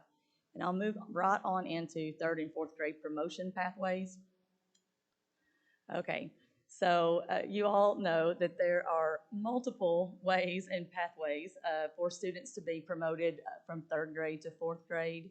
And first of all, we want students to meet or exceed expectations in the 3rd grade ELA portion of the TCAP. So that's obviously, they just are promoted right on, and also students are promoted through exemptions. If they're students who are English language learners with less than 2 years of ELA instruction, previously retained students in grades K through 3, they have a disability or suspected disability that would impact reading. So those students would be exempt, although they're oftentimes offered the same supports that other students get on promotion, are offered on promotion pathways. If students score approaching, those are highlighted there. I won't go through all of them, but I will say that this graphic was updated in May of last year to reflect the changes. I know that the 50th percentile there that was put into place as a promotion pathways there. The conference pathway that reflects a promotion pathway for students from 4th to 5th grade, as well as indicating the requirements of the Ground 1 parent appeal that was put in place by this board. Okay, I'm going to just do a couple of highlights from each of these things here. We've got promotions pathways here with 3rd grade spring TCAP and the retake. So we had, you see the number there, over 74,000 total number of 3rd grade students with 73,170 valid tests. 40% of our 3rd graders were proficient and had valid tests that met those requirements. Of the 44,984 that were eligible for a retake, you can see the number there, 22,745 were eligible.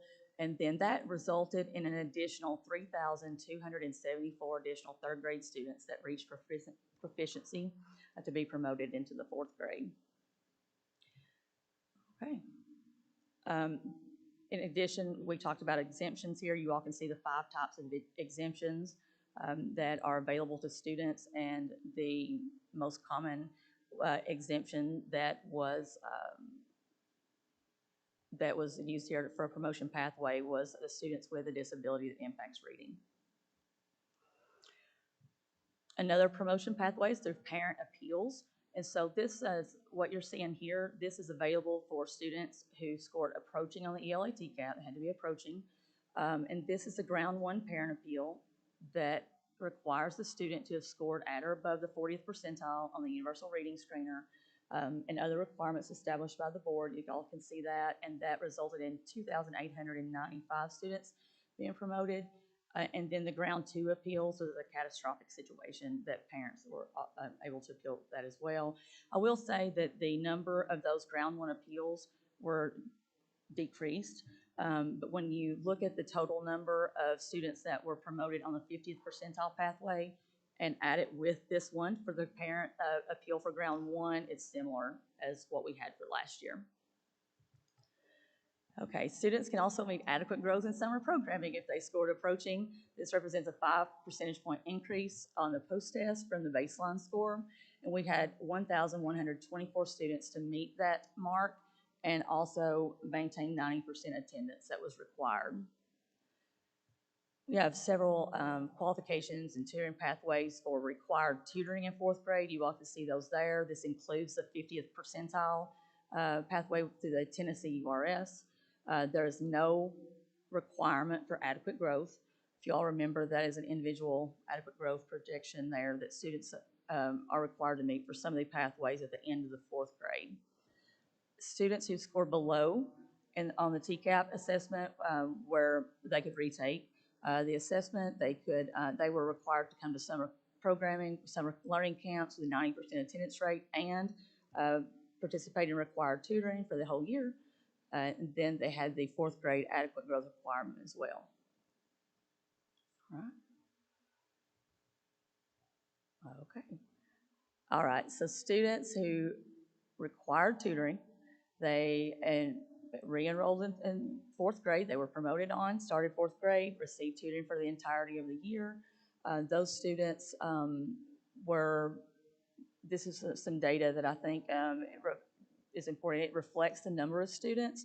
This first number that you're seeing after the year of students, supports that were in place, we had an additional 1,740 students who were proficient, meeting grade level standards on the 4th grade ELA TCAP the following spring that were not proficient the prior year. That represented 14.919% of students who were eligible for that pathway in 4th grade. And we had another nearly 4,000 that met the adequate growth target. If you all remember from last year, this puts those students on the trajectory to become proficient over their period of time during the times that they are assessed on the ELA exam.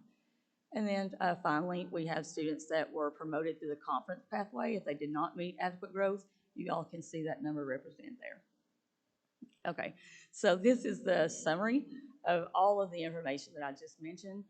This was based, this data that I'm presenting today is based on available data that was reported on September the 6th.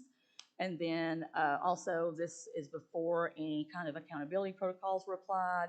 And also it's important to note that students may have qualified for multiple pathways or exemptions. And so the way that students were counted as unique individual students here was in the order that it's listed on our chart here is the way that we applied how students were counted. So in that order, whichever one that they qualified for first, in that order is how those students were counted individually. I'll note that you can see that we have a number of data points here. Again, I mentioned that combining those tutoring pathways results in about the same as we saw last year. And then we saw also that we had a total of 0.88% of students retained in 3rd grade, which was 655 students. All right. And I brought my little thing. I'll move to 4th grade data overview. So this is the first time that we've been able to present on this particular way that students are promoted from 4th grade to 5th grade because it's the first year that it's been implemented. And so you all can see here that students that were enrolled in 4th grade with required tutoring was 12,260. And then you can also see those students that I mentioned that became proficient, those who met adequate growth, and then also confidence pathway summarized there. And then you all can see that we also had students retained in 4th grade, 132 students at 1.08%. It's important to note that the percentage that you're seeing on this slide is the percentage of students who were required to have tutoring through 4th grade. This is not representation of the entire population of 4th grade, and that's what was reflected in the 4th grade data. It included all students. This one includes those that were eligible for this tutoring pathway. Okay, so where we are now, we have updated several resources and documents based on updates to policies and laws after following last spring. Also, we wanted to be responsive to school districts. Last year we were talking about timeliness of getting information out to parents and to schools and of course to the students. But we have done that through a number of resources that have been updated. For example, we have guidance on suspected disabilities, conference promotion pathway, updated graphic. This graphic here is updated to clarify information that we received the most questions about, and this one's actually already published on our website, as well as the other ones that I mentioned. It's available now. There's just some clarifications on this one again, just based on some feedback that we had from parents and schools, other stakeholders. So again, trying to be responsive to that. All right, and then again, those are available now. Okay, so any questions for me? I ran through a few data points. If you have anything, I'll do my best to answer or make sure that you have the information you provided. Questions for Ms. Brown? Sir? Okay, Mr. Jensen. So, in preparation for summer camp, last year there was a lot of consternation or about knowing what they needed, how many, and has that been smoothed out or figured out? Can you give me some kind of feel for that? Do you understand my question, what I'm asking? I think so. Please Okay. redirect if I don't answer your question fully. So I know when the ground one appeal, those eligibility, the requirements there, we wanted to make sure the information was communicated about that. And then the conference pathway was also put in place during legislative session last year. So that's during that spring that they're going to have to implement these things in that summer. And so, yes, I mean, we did hear we need to understand this better. We need to get resources. And again, we've tried to be responsive to that with starting, planning for the summer program and making the application available earlier for districts and already publishing the resources that I've mentioned in response to that concern. They were worried about going to Florida, so I was just trying to help people with their vacations. Thank you for that question. Dr. Morrison. Yes, and I don't want to jump in front of you, Member Holt, if you. I have two questions. The first is, as we get a little further down the road here with the summer learning and the tutoring, how are we able to study the effectiveness of either both? Like assessing both what summer school looks like when it's done well, and then the impact, and similarly for tutoring, like are we able to start to assess the sort of value, especially as funding becomes more of an issue? Talk to me a little bit about the research. Certainly, thank you for the question. So first of all, I want to say that my academic team did at least 50 school visits to summer learning programs and walkthroughs of these, trying to learn, ask questions, what's challenging, what is working. So certainly being able to learn best practices and share those across the state. We have some learning networks around that as well. And so that's certainly been helpful. The other piece that more data-driven is we're looking for ways to most appropriately assess the summer learning. And so what we found with the period of time, 16 to 20 days, there that essentially given a version of a TCAP at the end as a post-test, we have that data. That's what we're required to report. But really what we're seeing is the effects of the decreased summer slide or the lack of it for students who are not who are participating compared to those who are not. So those are some things that we're considering, just to be sure that we're using the appropriate measures for what is the intent of the program is.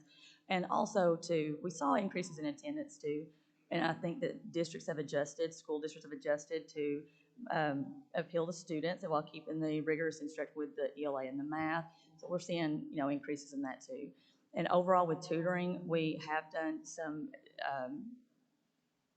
studies, if you will, across the state and with certain school districts, and we're able to report out on that and the gains that districts have seen, LEAs have seen when it's done really well.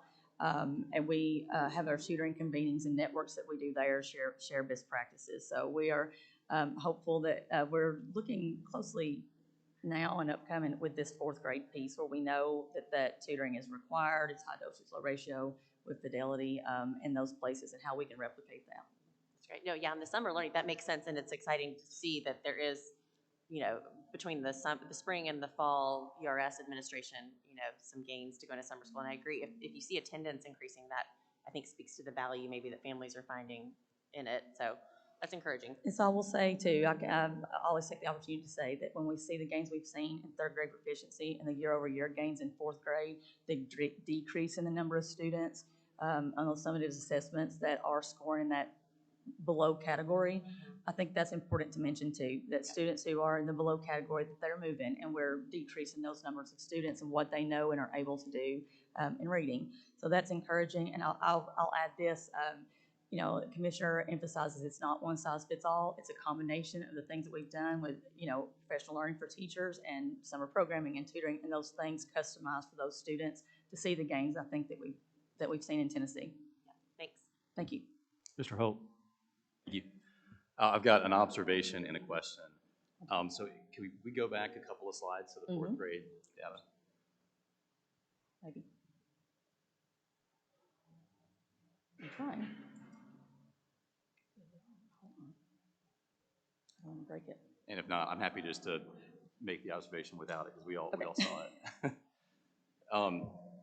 So I was just encouraged to see that of the fourth graders who were promoted with tutoring for all of fourth grade, that almost half of them either scored proficient. So these are students who were not proficient. That's in third exactly grade. right. Either scored proficient in fourth grade with the benefit of tutoring, or hit what I understood to be a fairly aggressive adequate growth measure that we adopted. And I know we talked some about, is this measure for adequate growth, is this going to capture enough students? But we decided to do what we did, and yet we now have almost half of the students who went through the process who appears benefited from the tutoring because they went from approaching or below to proficient or on track to be proficient. So I was encouraged to see that, thought that was great. And then almost 44% are being promoted to fifth grade and have the benefit of tutoring in fifth grade. So I thought, sort of stepping back, we've had a lot of conversations about this over the past year or two, to finally have the numbers to see that the needle appears to have been moved in a positive way like that. I was glad to see. On the tutoring in fifth grade, my question is what you all are hearing about the resources for that. If that, because I remember there being some discussions about whether that could be a constraint to have the resources for providing for the tutoring for, it's 5,400 students across the state for fifth grade. Is that something that is sustainable, that we can continue doing, or how is that playing out? So I appreciate that question. I know there was some concern even going into this, and there were some flexibilities that apply to fifth grade tutoring that are broader than what it is in, say, fourth grade. So you can use an RTI model there with the same ratios there, so that does give a little bit more capacity for fifth grade tutoring.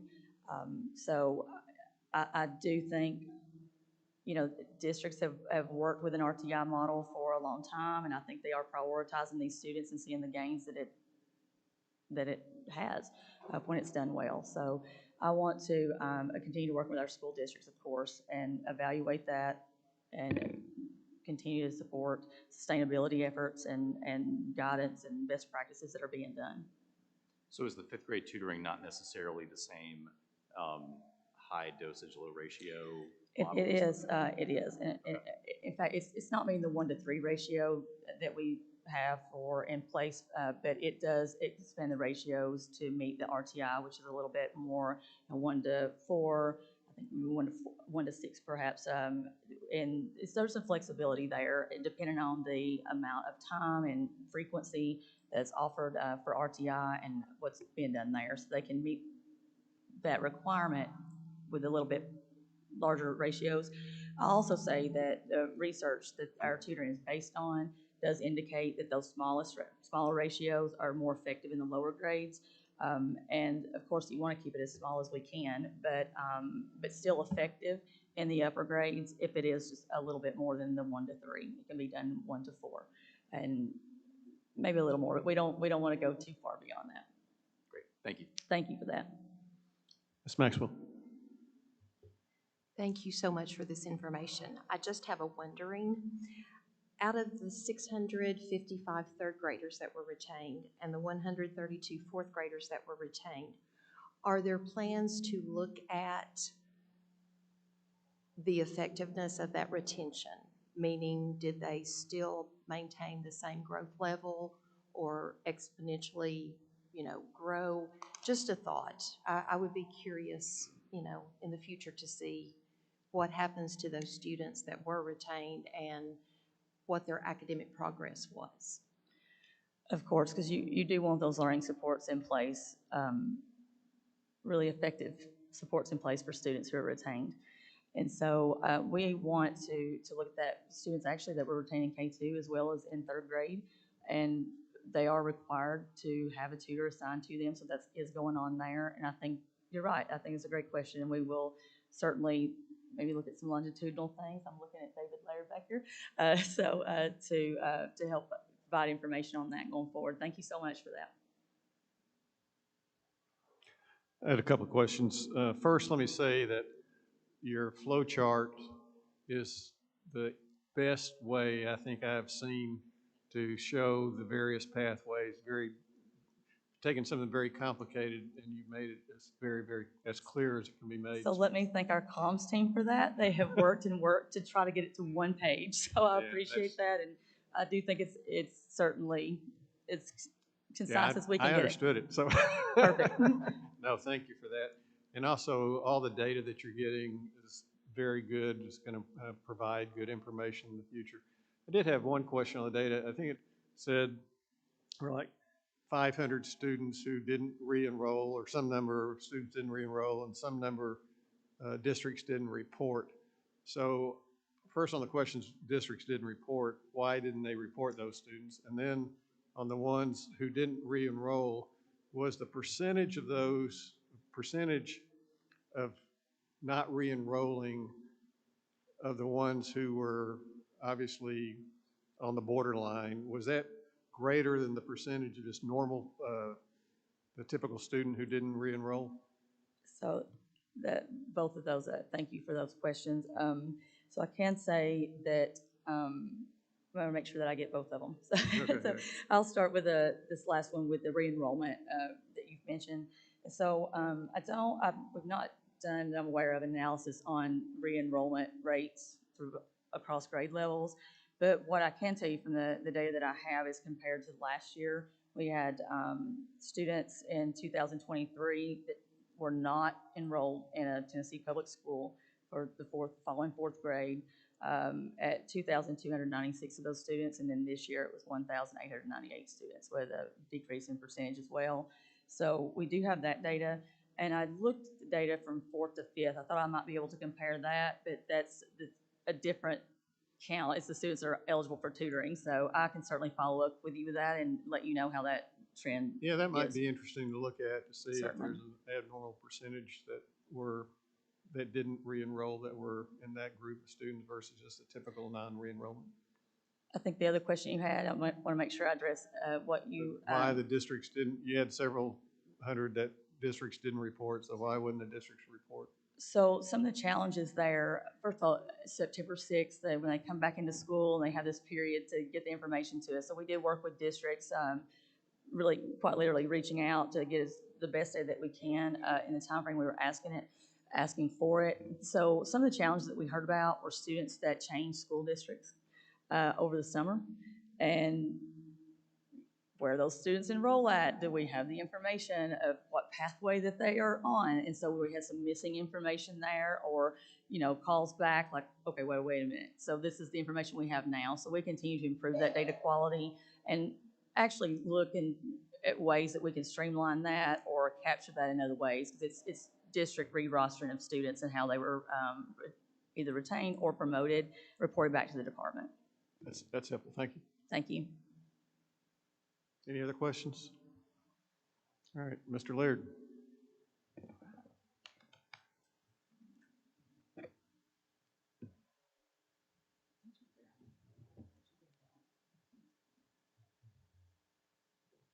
Good afternoon, Chairman Eby, members of the board. I am David Laird, the Assistant Commissioner for Assessment, Accountability, and Research.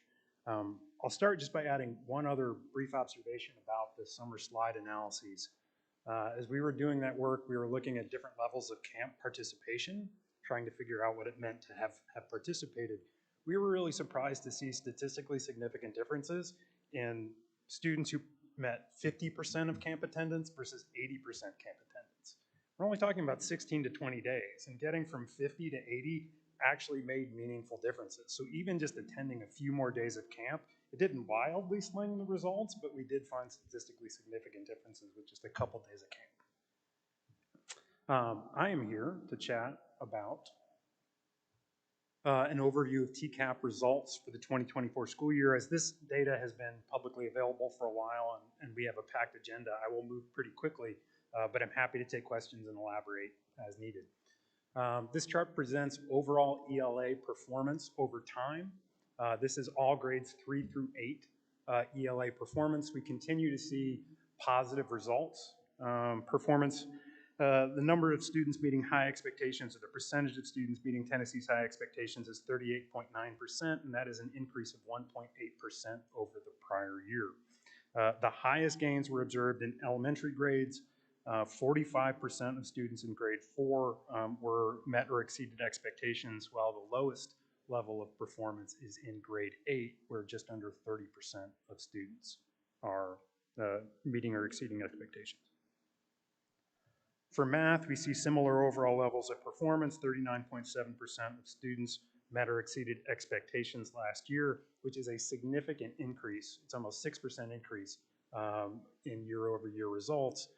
If you look at the trajectory here, you can actually see the COVID slump was more pronounced in math.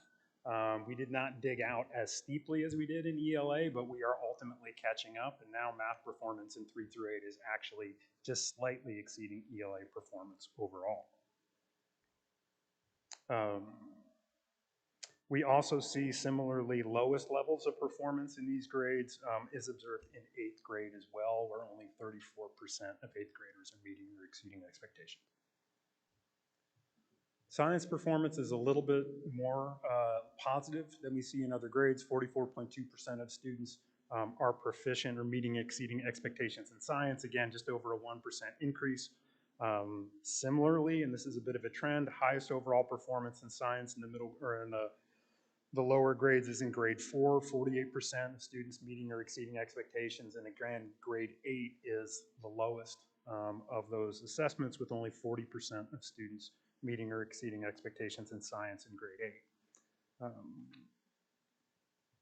For social studies, similar levels of performance to science. We see 44.5% of students meeting or exceeding expectations last year in social studies. It's a 1.4% increase year over year.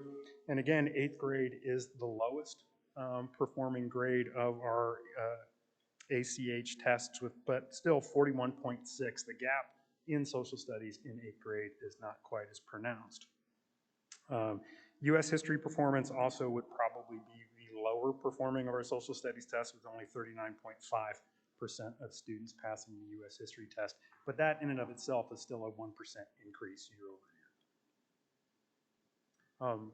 Per the request of the board, I'm going to talk through some more specific results with 3rd grade and 4th grade ELA and math, and 3rd and 4th grade, or rather 8th grade ELA and math. For 3rd grade ELA, we see a 0.5% increase in proficiency rates. We're up to 41% proficient in 3rd grade. I do think as part of this story, though, it's also important to note, while Third grade growth has leveled off a little bit. We are seeing pronounced growth in prior years continuing to progress up into the middle grades. Fourth grade ELA performance was up 3% from last year. And we interpret that as to say that some of the pronounced improvements that we've seen in early grade literacy, we're able to maintain those. Right? Previously, we saw a huge jump in third grade ELA. Those students are continuing to perform well, and as that cohort moves through, we expect to see, and we'll certainly be paying very close attention, that we can maintain those improvements in ELA performance as we get into middle school and fight some of that historical slump that we've seen where ELA scores have tended to fall off. So we're very encouraged by what we're seeing in fourth grade, and we'll pay very close attention to what we see in fifth grade next year.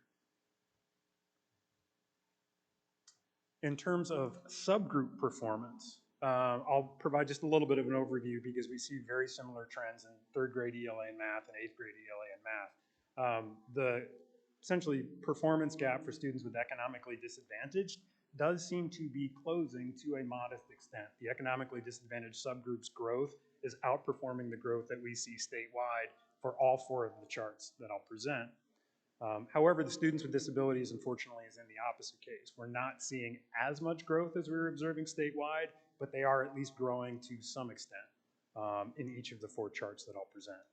For our English learner subgroup, it does depend a little bit versus ELA or math. Their performance is more flat for English language arts, but we are seeing similar gains in math for our English language learners compared to the statewide average. So for here, again, as I've referenced, the growth, 41% statewide of students are proficient for all students, whereas that percentage for our English or our educationally disadvantaged group is only 24.4%. But again, that is a 2% increase year over year for our economically disadvantaged students. Shifting over to math for third grade, proficiency or meet or exceeds expectation rates is 39.7%. That's a 1.6% increase. So we are somewhat flat in increase for ELA in third grade. We see significant increases for math. And as you look at the, sorry, I hit the wrong button, my apologies. I'm going the wrong way. For math, third grade ELA subgroup performance, again, we see similar trends here. Economically disadvantaged students are closing the gap, whereas, and as are English language learners, whereas our students with disabilities, while gaining, are not gaining nearly as much as we're seeing statewide. Eighth grade performance, as I've suggested, is precipitously lower than what we see in the lower grades. These charts will reflect that. Only 29.2% of our eighth graders are meeting or exceeding expectations in ELA. And when we look at subgroup performance, while we do see improvements and we do see a particularly significant reduction in gap for our economically disadvantaged students, we're not maintaining that same gain for our English language learners and our students with disabilities. And then lastly, for math, proficiency rates here are slightly better than they are in ELA, but they're still lagging behind math at other grade levels. Only 34.1% of our eighth graders are meeting and exceeding expectations in math. And as I've said a few times, when you look at the subgroup results, we see similar trends. A reduction in gap for economically disadvantaged students, a reduction in gap for our English language learners, and yet we're not seeing that necessarily maintained for our students with disabilities. Not to say that they're falling off, we're still seeing some amount of growth, but not the exact same levels of growth that we're observing for all students across the state. And with that, I'm happy to take questions or elaborate as would be helpful. Questions for Mr. Laird? I have a couple of questions. First, I know it's historical, but why is social studies and science always higher than math and ELA? I would probably have to tag in some of my partners to speak What are we to that what are we doing more differently? What are we doing differently in social studies and science that we're not doing in math and ELA? That's something we might want to look at. We're certainly happy to take that back and reflect on it. It's certainly a relevant question. And then next question, it seems like eighth grade is always lower And it's a different group of students coming up every year, and they're doing lower. So what is it that's going on in 8th grade that we ought to look at to find out why that's lower? You know, I think there's the summer slide conversation that we've had definitely, I think, has us thinking about that a little bit. If you're looking at that change in experience and performance, if you're only seeing a 3 or 4% percentile shift or students falling back that much in a year, it might not seem significant for that child over a summer. But if you imagine you aggregate that together over multiple summers, right? You're losing 3 or 4 percentile point ranks every summer, but you do that up until 8th grade, you could suddenly have a child that feels very far behind at that point. And so it could be, we're curious to continue to explore whether or not we can combat that as we move forward. I was also wondering does this include students who are taking algebra in 8th grade, or does that get factored in? No, those would be reported independently. So if you factored those in, my guess is 8th grade would be substantially higher.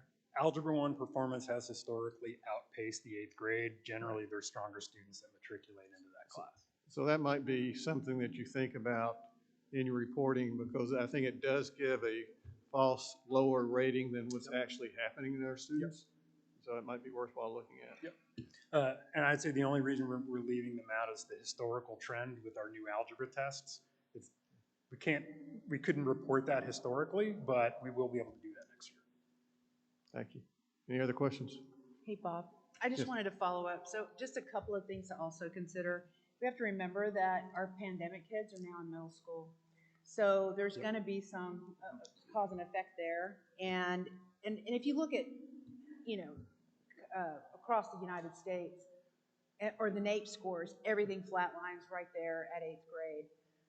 One of the cool things, though, is that we received a $27 million grant, which we're going to apply to adolescent literacy strategies, which again is different from learning to read. It's the comprehension piece. It's that reading to learn piece. This is where kids are really in that space. The content is a lot more rigorous, and so they really need to have those foundational skills. And if they miss some of those years, it takes different strategies when you think about older kids. You can't put them in front of basal readers and go, okay, read out loud in front of all your peers. So absolutely, there's a lot of good work that can continue to be done, and we're really focused on looking at that middle school space and thinking about how we can support our school districts in much better ways. Thank you. Yes, Mr. Holt. So quick question on the jump in math TCAT scores. So we saw that 6 percentage point increase across all students for math for proficiency, which is a big jump, as you noted. We've spent so much focus recently on early literacy, and it's interesting that we get this giant jump up in math. I'm wondering what, if anything, we can learn from that, other than, I know you mentioned, Dr. Laird, that that might just be sort of a reversion to the mean from kind of the COVID drop in scores, but is there anything else happening there that we might be able to point to for this big jump up in math? I would, part of the argument for the focus on early literacy is its additive effect everywhere, right? The ability of students to engage with text should ultimately improve their ability to perform across the board. And so I think it's a plausible assumption that some of the literacy improvements that we've made are actually allowing students to engage with all of the material across the curriculum. I'd want to think a little bit more substantively. I'm sure there's other things that would occur to us, but that's definitely the first thing that springs to mind. So wanted to add to, last legislative session, the Mathematics Supports Act was passed. So we're currently in the mode of implementation of that, which includes doing a landscape analysis, really understanding what districts are doing. We're finding some really great successes in some little tiny rurals and in some larger communities. So we're really trying to understand what it is going out there. We just surveyed a bunch of educator prep programs to also understand what that preparation looks like. So we're kind of in that qualitative research mode to really understand what's going on in the state of Tennessee so that we can then, once we get that understanding, then be in the position to maybe recommend, here's why we think these, numbers are better. Again, Tennessee did a lot better than the rest of the country in math scores. I had a number of colleagues from across the country call me and say, our math scores were down 7-8%. I'm like, well, we're not, so. Thank you, Schools of Tennessee. So there's some good stuff happening out there, and we're going to try to find out and figure out, again, in the professional development, we're also having an expert review community review our professional development. How can we make it better? How can we make it more accessible? Those sorts of things. Any other questions? All right, it's break time. Just don't go on the record so I don't forget. I would love, if it makes sense, when it makes sense, to have a conversation at a workshop about that landscape analysis and just what you're learning. I think that'll be really interesting to all of our board. And also on that grant that you mentioned, which I think is a federal grant, Christy Brown, I've been in touch with it. That's huge. And like supporting adolescent literature and literacy in that way. Again, conversation maybe at a future workshop about what that looks like as it comes together. But that's exciting. Just so I don't forget. All right, let's take a break. It's 2:55. We were scheduled for a 15-minute break. Let's try to make it like 12 minutes.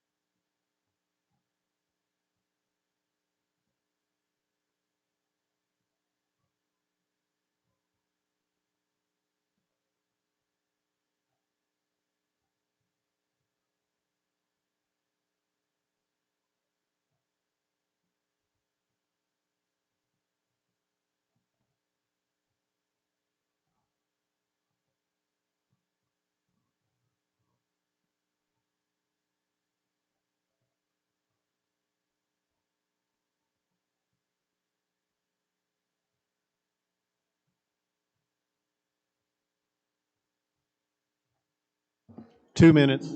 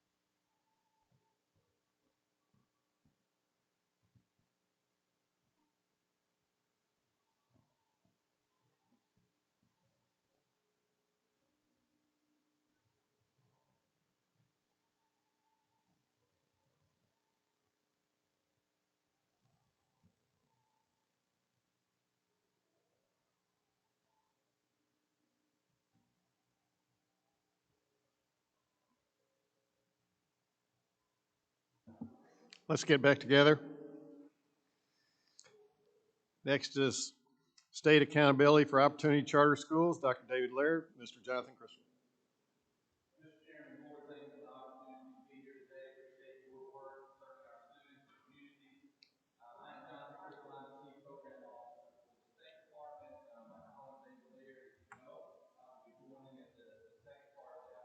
Thank you for that.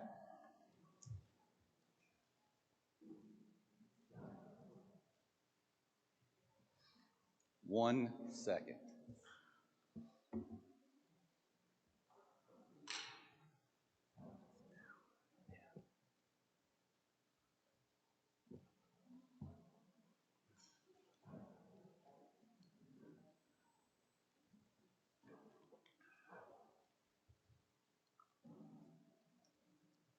Outstanding. We are here today to share with you the Opportunity Public Charter School Accountability Framework. So in the presentation today, we'll give you an overview that the law requires from Public Chapter 1066 that has been recently passed, and then some details about the accountability group that was part of that law, and the ideas that were shared during that time, and then we will give you the proposal of the accountability framework for Opportunity Public Charter Schools. So Public Chapter 1066 established the creation of Opportunity Public Charter Schools. They're public charter schools that serve at least 75% of at-risk students as defined within that law, very specifically in grades 6 through 12. They are in the process of applying right now the Opportunity Public Charter Schools. They may begin in year 26-27. So at-risk is very clearly defined in the law itself. It is not what is always considered at-risk in accountability measures. There are 8 criteria that are here. So the first criteria is that the student and the family does not exceed, does not exceed 400% of the poverty level. So that is the foundational piece for them to qualify, and then they have to meet one of the 8 criteria that you see up right now. So I'll give you a moment just to look at that. As you're looking at that, I will tell you this, and this is a note to have. This does not include free and reduced lunch as school nutrition defines it. So that is not an at-risk category listed in the public chapter. So sometimes that gets confused in how accountability is measured or direct certified is measured, but that is not listed as one of the 8 categories. It may impact the eligibility of the income, but it does not meet one of these 8. Can I ask a question? Yes. And I don't know how at-risk is defined within the typical category of at-risk for the districts, but is that the only criteria that isn't included here, or are there other criteria how the district would define at-risk versus the definitions here?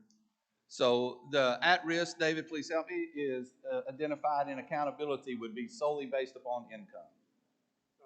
Migrant, homeless,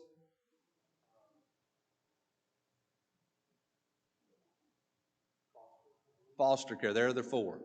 Income, migrant, foster, and homeless. Good question. Thank you.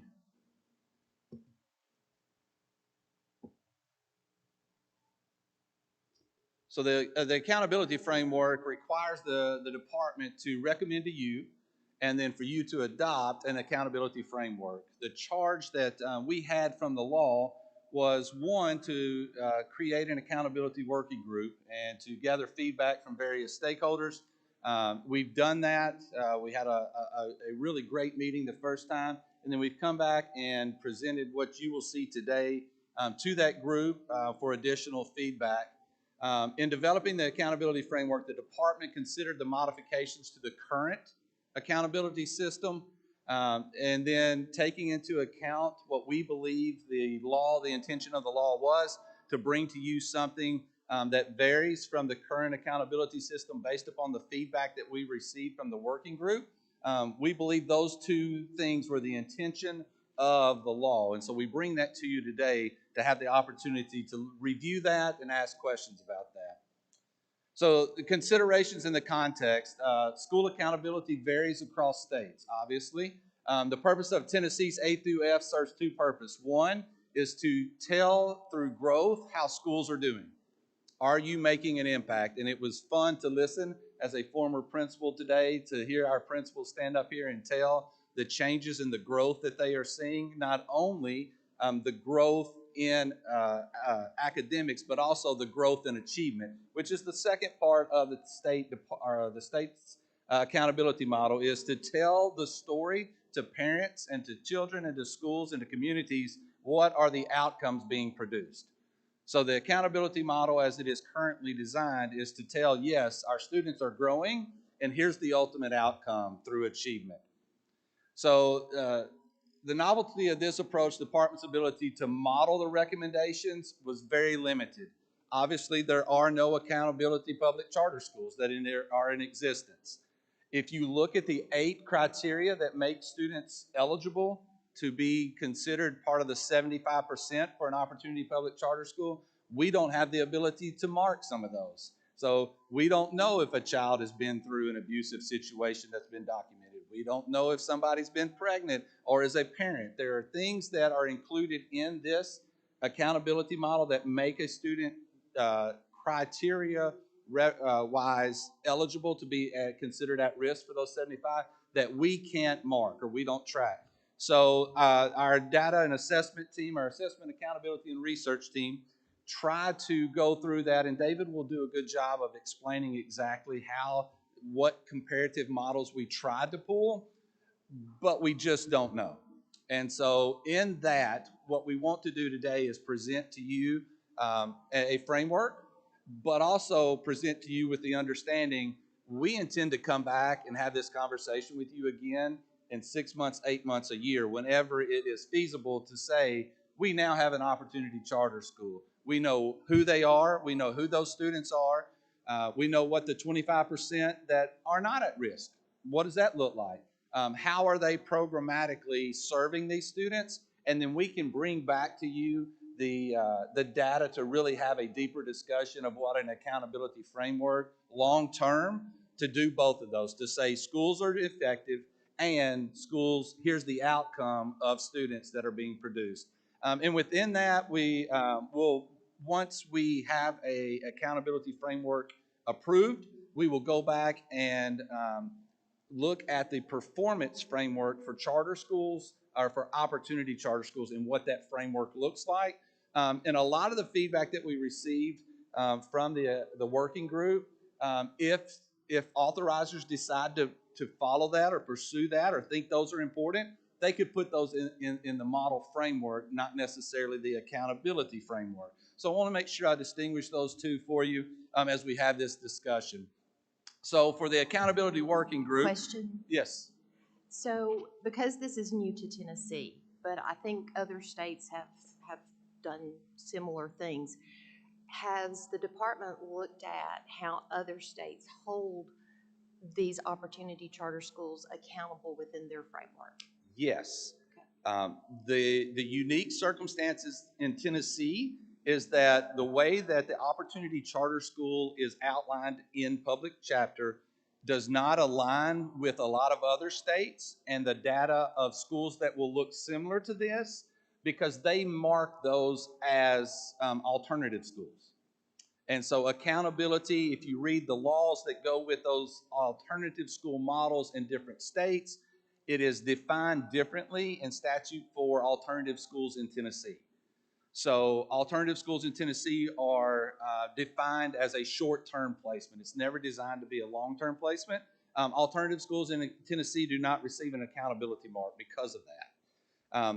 So we've looked at ways that several states have sort of addressed this student population, but the accountability piece for each of those states is so different because of the way Tennessee is designed in the Opportunity Charter School and the alternative schools being a completely different pathway for schools to look at. Yes.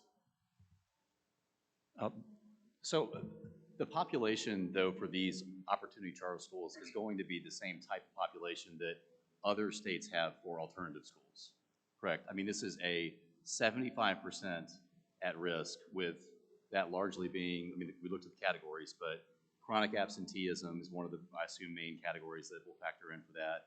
Being involved in the juvenile justice system, having DCS, having found that they've experienced abuse and neglect, pregnancy, being a parent. I mean, we heard from the turnaround schools earlier today doing incredible work. Those are schools that they were experiencing, I think, on average 30 to 40% chronic absenteeism, and they've been selected for a pilot program for turnaround schools. So what we're looking at is a population that's just, it seems to me, is just categorically different from even turnaround schools that are having 30 and 40% of their students chronic absentee. This is double that at a minimum to qualify for it. So it just feels to me like we're talking about schools. I know that in legislation they are denominated as opportunity schools, but the population is effectively the same, other than the kind of short-term duration of what other states, I think, have with their alternative schools. So to Dr. Maxwell's question about shouldn't we be looking to those sorts of metrics for evaluating accountability for our comparable system here in Tennessee? And I think that's a great philosophical question that I think that lays before the board today of what does that look like? Ultimately, in Tennessee, the state has decided, the department has decided, the parents have decided, you have decided. There's a standard. And when we talk about accountability, here we want to do two things. How's the school doing? Is it making an impact, growth? And what is the outcome? So if you remember back several years ago, we had several schools that were in the single digits of academic achievement, but they were producing really good value added. And the argument became, wait a minute, we don't want to give an A to a school that has 6% student achievement. So let's create an accountability system that does both of those things. Celebrates growth, celebrates school impact, but also there's a standard. And in comparison to this standard, here's the ultimate outcome that is being produced from those schools. So it ultimately is a philosophical conversation of what does this look like. Again, that's why we come with the intention of looking at this again in a year, because right now we just don't have any data that says if we moved it 5%, 10%, 20%, 50% one way or the other, or we added this or we added that, we could give you an answer of yes, this accurately does both of those things. And so great question, great conversation, a lot of information out there, but at this time, that's why we've brought to you what we've done, is saying we still want to hold the standard of accountability and growth, and with the idea of there's some variance in here based upon some of the things that the working group said would be important. And then finally, we're going to have to bring this back to you for a deeper discussion that we can actually make some valid decisions long-term based upon data that we have. I guess what prompted my question was just this foundational issue of what are these schools that we are talking about? are these sort of schools in the general population that have a relatively high percentage of at-risk students, or are these schools that are just fundamentally something different, that are more like what are termed alternative schools around the country? Because it feels like that's sort of a threshold question for how we should handle accountability for them. If it's just, these are like any other school, we think they have the same types of challenges, the same, in essence, student population, I feel like that's different than if these are schools that are more like what around the country are often termed alternative schools. I know Tennessee, we have something a little different here. So I'm just interested in kind of, where does the department see what these schools are going to be? Well, we don't know the answer to that. That's really the reason of a year from now, we need to have this conversation again. I will tell you what we did was we looked at schools that would qualify in this category now, but the only thing we could use was above the 75th percentile of chronically absent. So there were less than 5 schools in the state that would be able to qualify for that. Okay? And multiple of them are alternative schools. No, no, we did not include alternative schools in that accountability. So there are 5 schools in Tennessee that could qualify, public schools now that could qualify to be opportunity charter schools based upon solely chronically absenteeism. So the question becomes, philosophically, what do you do with those 5? Do we continue to say, yes, there's a standard, and the standard is we expect growth, and we want outcome, and we want achievement? Or do we treat them differently? The public chapter actually gives a way for those schools to be converted into opportunity public charter schools, in a process to be able to do that. So again, we look at what is the ultimate desire of the state when we talk about education, we talk about accountability. And right now, the standard is growth and achievement as we move forward. Question. So you just said that there were 5 schools that met that criteria already. Are those charter schools or are they traditional schools? I do not have the answer of what they are categorized. I just know there were less than 5. Okay. That's using only the 75% chronic. So if you use some of the other categories, that number may go up. It could, yes, sir. Without, say if they were in the traditional schools, not in the charter schools, why could they not also be under the same accountability framework that you're talking about for these opportunity They charters? could. The public chapter allows them to make that conversion based upon LEA recommendation and the process that's outlined in the public chapter. Okay. And not going to an opportunity charter school, but staying as a traditional public school? No, sir. They would have to make that change to be able to be held accountable under any alternative accountability measure. So then they would be managed by a charter school as opposed by the traditional school? Correct. Mr. Chairman. Mr. Jensen. Can you go back to that sheet where you're showing the 8 things? There you go.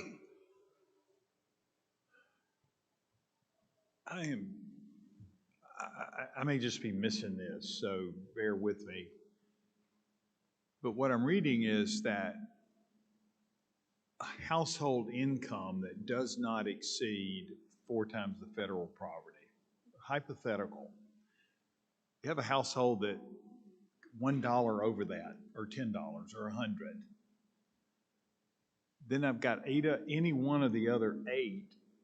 What if they don't qualify on the first one, and they have all 8 of the next things? Does that mean, I'm sorry, you're not eligible to be considered for? And then my second question is, where did that sheet come from? Is that part of the statute? That is part of the statute. Okay. And the statute very clearly says the first criteria that has to be met is the income and one of those 8. You understand, my concern is that somebody might be right at the border and have 5 of those categories in their life, and they're not able to enter into that level. I don't know if that needs to go back to.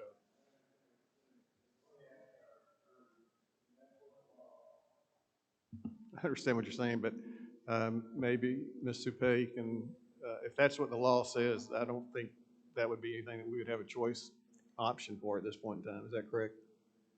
That's right. Rachel Supay, General Counsel, State Board of Education.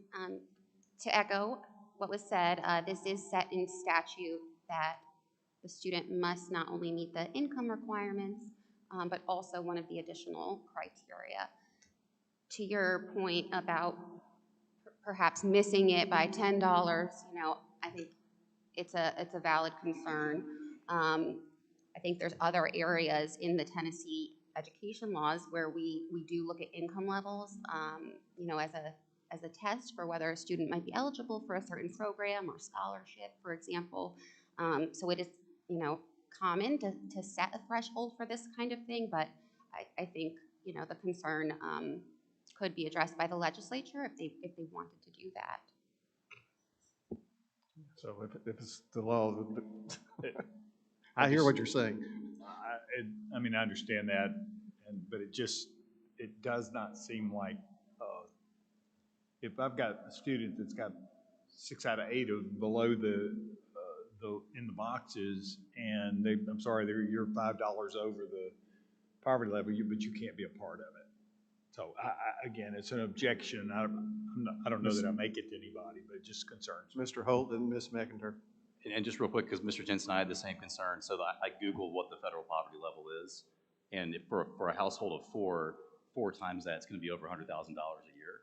So I think that we're talking about families that, you know, that have decent resources, and so maybe that's part of it. But I hear you on the fact that, you know, you can have decent resources and still have a, you know, child who's pregnant or substance abuse or all those other things. But at first, when I heard poverty level, I was thinking something that looks more like poverty, and that 4 times number gets you up there. Ms. McIntyre. And also, 25% of those students can go without meeting that criteria, correct? Right, so I mean, I'm sorry, I couldn't. 25% of the student population do not have to meet that criteria. Correct. So that, I mean, that you would be able to have students like we're talking about still be part of opportunity. Sorry, Mr. Crystal, go ahead. No problem. Great discussion. I will say this, and the commissioners made this very clear since I've joined the department. We never want to create an opportunity where schools can say you're at risk, therefore we will not expect you to learn. And the accountability group and the department have all in agreement straight out of the box that said, just because you're at risk does not mean you should have a less of an opportunity to be successful. We heard some great news today of students and schools that are traditionally underserved, and when given the right environment and when given the right expectations and the right people in the right place, we see good things. And so we do not want to lessen, from a department standpoint, a place where possibly somebody could say, just because you fit this description, we lessen our expectations of you and your educational opportunities. So at this time, I'm going to turn over to Dr. Laird to be able to walk you through the detailed explanation of the proposed framework.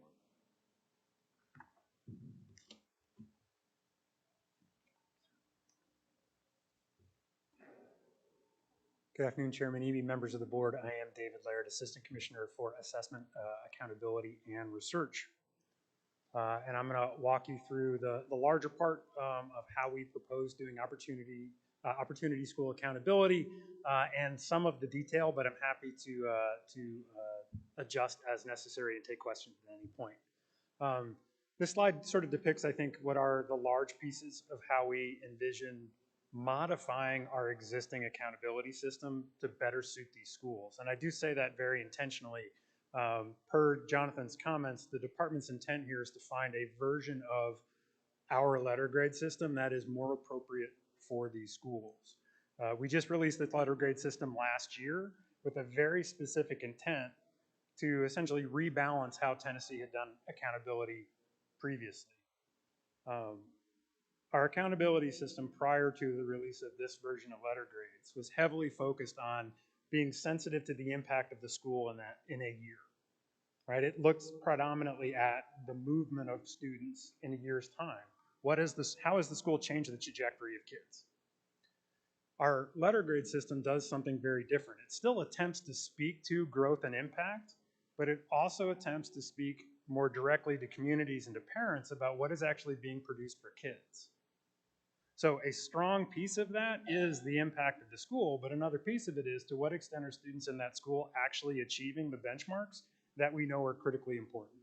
And as Jonathan said, at some point in time, it feels disingenuous to tell communities that this is an excellent school and it's an A school and it's serving your community incredibly well if it overall is not getting students to a place that nobody feels particularly good about. And so as we just released a letter grade system that tries to rebalance how we do both of those things, we are purposefully engaging in this opportunity school conversation from that lens. How do we make sure we're communicating about what's being produced for kids, as well as trying to be sensitive to how the school itself has moved kids from wherever it received them? And so it really is a balancing act. In this single letter grade world in which we live, it is very hard to find the right tipping point between doing both of those things. And so in terms of what we're proposing, firstly, the department feels very strongly that we should exempt these schools from actually receiving a consequential letter grade in that first year. To the point that Jonathan was speaking about earlier, we know very little about them. We've tried to model this out, but we don't have great data. Delaying the release of a meaningful letter grade a year gives us a year to actually look at their data, to run these rules that we're proposing, see what it's achieving, and come back and have another conversation about what's ultimately, how this accountability system is actually behaving. Second piece, we do want to adjust the weighting of our accountability system to some extent. So right now, for all regular public schools in Tennessee, half of their evaluation is simply based on the academic performance of kids in that year. Regardless of how much it's changed or what the impact of the school has been in that year, it's based on how far kids have gotten. The other half of that is for middle schools, the growth, the actual impact of educators in that year, and for high schools, it's a combination of growth and college and career readiness. What we're proposing is to, for these schools, soften that absolute performance of student achievement to an extent. We're going to drop that percentage of their letter grade calculation from 50% to 45%, and for middle schools, redistribute that 5% to growth, and for high schools, redistribute that 5% to college and career readiness.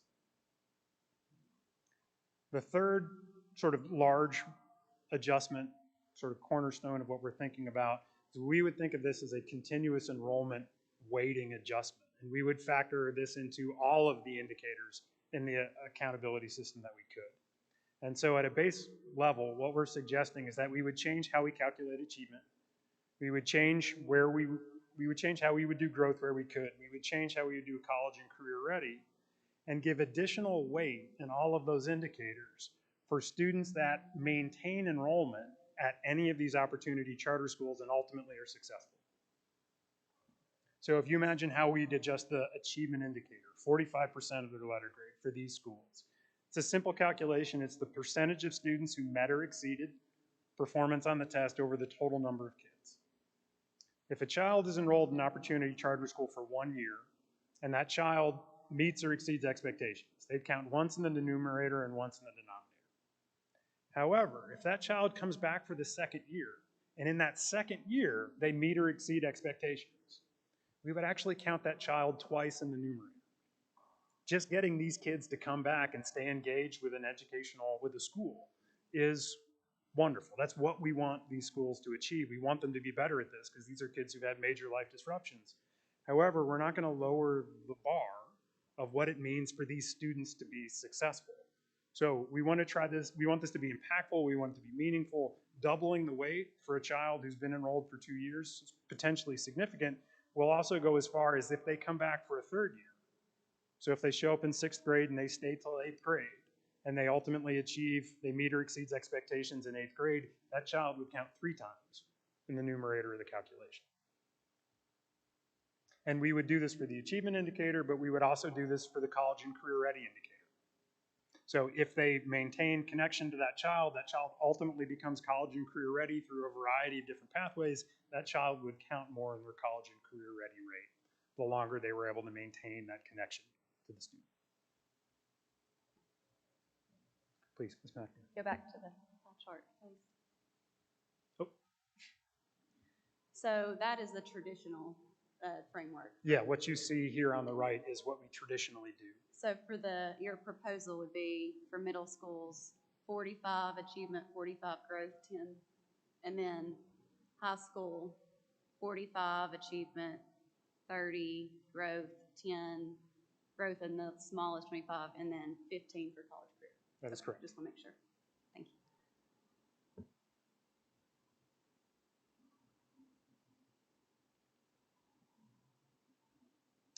you. So again, I've talked through this slide. I'm going to move through it, but again, this is a description of the continuous enrollment weighting for the achievement indicator. For growth, the department is proposing one piece of this that is new. As you saw on the previous slide with the pie chart, we use two growth indicators in our existing accountability framework. There's the growth of all students, the TVOS score, the school composite. We also report growth of students in the bottom 25%. The idea here for all of our schools is we want to make sure that we're incentivizing to moving every student, even their lowest performing students need to grow. And so we separate out the growth of those students in our accountability system. That will still be an option for the opportunity charter schools. However, the department's thinking on this is that given the disruptions that the students are likely to have experienced in very high concentrations at these schools, we're concerned that the overall level of academic performance may not have a lot of variation. All the students in these schools may be low performing. The difference between a student in the bottom 25% and those that aren't might not actually be that significant. And so we considered an alternative growth measure. In terms of our general approach, we'll calculate it both ways, and we'll give the opportunity charter school the more beneficial of the two options. When we looked at some of our modeling data, the growth of the students in the bottom 25% does seem to be impactful for the schools that we see, but we also wanted to give them an alternative. And so what we're suggesting to use is a relatively simple calculation based on existing TVOS data. We can calculate for every student what we would call a growth percentile. A child who's at the 50th percentile from one year to the next grew the average amount observed by any student who started where that child started. So it's relatively exact same starting point. How much average growth do we see? If the child makes average growth, they're at the 50th percentile. If they make 55, if their growth percentile is 55%, they've made more growth than the average kid who started where they started. If they make 45% growth percentile, they've made less growth than students who started where they started from. And so we can average this together for a student, and then we can average all the students together and produce a growth percentile measure for schools. And so what we're proposing to do here is to say that we will evaluate opportunity charter schools using this growth percentile mechanic. We'll calculate a half a standard deviation around the 50th percentile. If you can get above that, you'd earn a 4 or a 5 if you can get above a standard deviation. But one of the reasons why we wanted to pursue this path is this version of a growth calculation would also allow us to do the continuous enrollment weighting. So it allows us to create a version of growth where we can continue to reward schools for getting these kids to continue to come back and ultimately show improvement and show growth. And so again, I think the other consequential piece of this, we'll do it both ways, and we'll give opportunity charter schools the more beneficial option. We don't want to preclude them from using Growth 25, but we want to give them an alternative should Growth 25 just not really be instructive for these schools.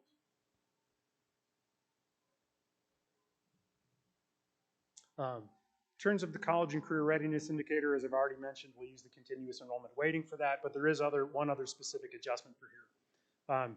The use of the ACT in determining who's college and career ready presently for schools is a pretty simple calculation.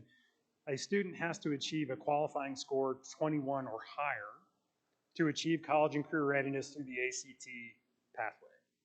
We're proposing that an alternative pathway exists for opportunity charter schools. They could be identified as being college and career ready by virtue of the ACT if they increase their composite score on the ACT by at least 4 points or more. So even if they don't get all the way to 21, if from the first time they take the ACT up until the senior retake, they increase by at least 4 points, they also can be identified as being college and career It's an impactful adjustment, not wildly so. We generally see about a 1% increase in college and career readiness attainment rates if we apply that rule.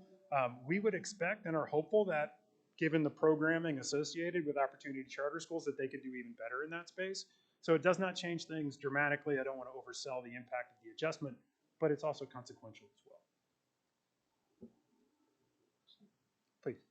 4 points seems pretty high, right, to get to rate. I mean, that'd be like a 24 to a 28. That's huge. Where did you get that? Well, so they can go from a 13 to a 17, and they haven't gotten to the 21, right, where they would need to get to, but as long as they get those 4 points, they'll still be identified as college and career ready. Where did that, like, where did you get the 4-point indicator from? Is that TSA? Well, so actually it is one of the pieces of feedback that we received from other folks was trying to keep all of these systems in alignment. And so we took that out of TSA because that's a familiar metric that people are already shooting for. Statistically, what's that probability that a person will increase by 4 points over?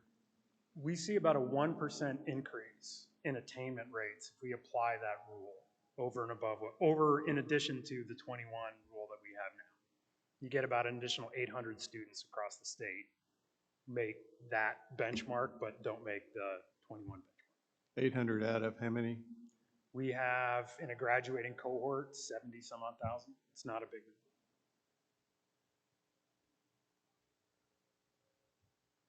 number. Mr. Holt. A quick question. I believe you all mentioned earlier there are 5 schools that would qualify, at least just for the chronically absent in the state right now, as being over 75%. Did you all look at what the state letter score, letter grades are for each of those? So to get more schools, we actually dropped the percentage down to 50. And we found 26 schools in the state that had chronic absenteeism rates above 50%. If we had run our accountability system for those schools with no adjustments at all of those schools would have earned a D or an F. If we run this version of the accountability system, 2 of those schools actually earn Bs. I can't remember exactly how many earn Cs, but it's a far more significant amount than what we would have seen previously. It does not wildly swing the outcome. I mean, the fact is if student achievement is 45%, that is going to always be significant because that is always what we're trying to do in Tennessee with letter grades. We're trying to communicate about what's being produced for kids. So it doesn't swing things wildly, but with the models that we see, we do see schools that we expect or hope to be similar earn Bs, and there's no reason why they theoretically. I was actually looking at the presentation earlier today and seeing that one of the schools that was presenting went from 4.5% proficient to 17% proficient. If you factor in the continuous improvement adjustment for a school that makes a move like that, that school could do exceedingly well with the system. What about 75+%? Because it seems like 50%. I think this goes back to my earlier questions, which is, and I don't know if it is a philosophical question. Are these fundamentally different, or are these just on one end of the spectrum? The turnaround schools we looked at earlier today, I think the average chronic absentee rate, if I remember the chart, was roughly 35%, but there were some that were closer to 50, and yes, they have seen incredible gains. But if we're talking about 75%, it looks like we do have 5 of those schools in Tennessee. Did those all receive Fs under the letter grade? I couldn't tell you where they came out, whether it was the 50s that are in Bs. We'd happy to follow up with the board on that topic, but I couldn't tell you off the top of my head. We weren't looking specifically at that once we identified the sample, and so I don't know. But happy to follow up on that.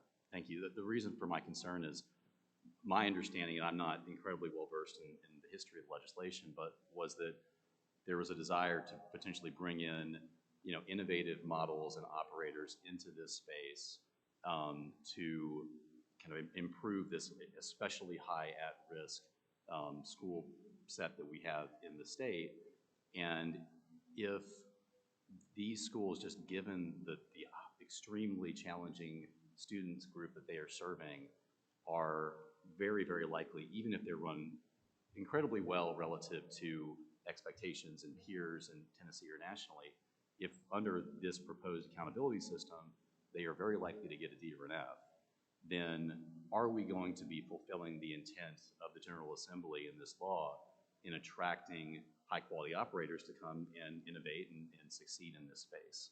And I don't know the answer to that, but my concern is if we're not actually seeing the possibility of schools with that 65, 70+% chronic absentee rate being able to score a D above an F or a D, then our operator is going to see that and think, I'm going to go to Florida, Texas, Colorado, you name it, instead of going to Tennessee. So.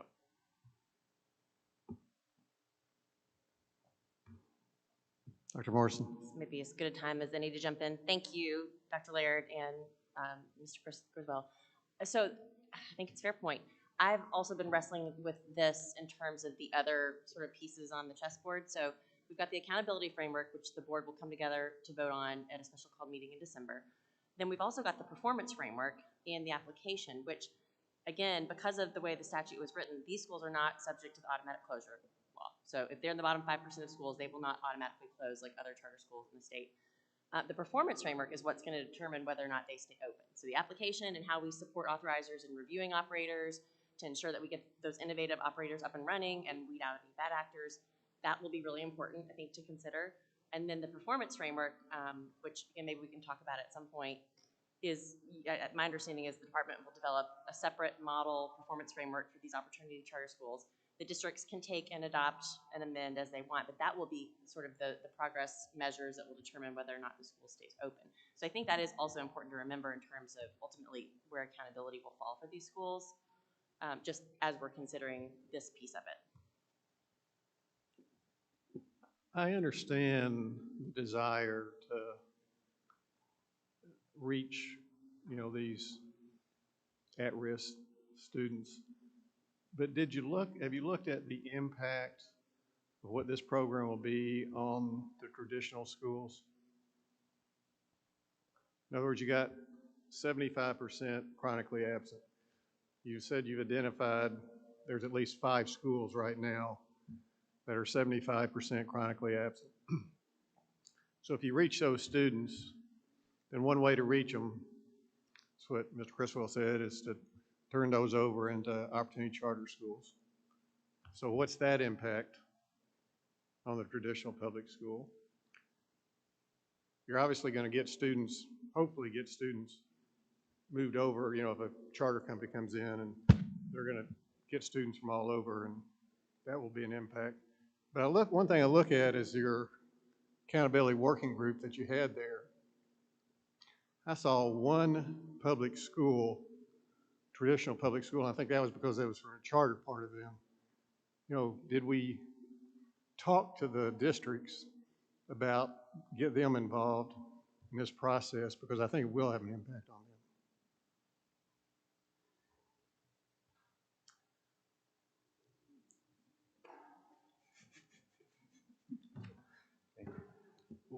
We had this discussion with the Executive Superintendent Study Council. The feedback that we get from them is that there should be one accountability model. I understand that.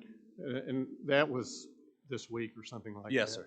Yeah, so, it's beyond the fact, but, it would have been nice to have included them up front when you had started these discussions so they had a better understanding of what you're talking about. Maybe they understood at risk differently than what you defined it. That might be helpful. But to get their input up front, I think is critical, because I think we're talking about impacting not only these students in these charter schools, but I think we're also talking about impacting the traditional schools in some way, shape, or form. And I don't know what that is yet until I see those numbers.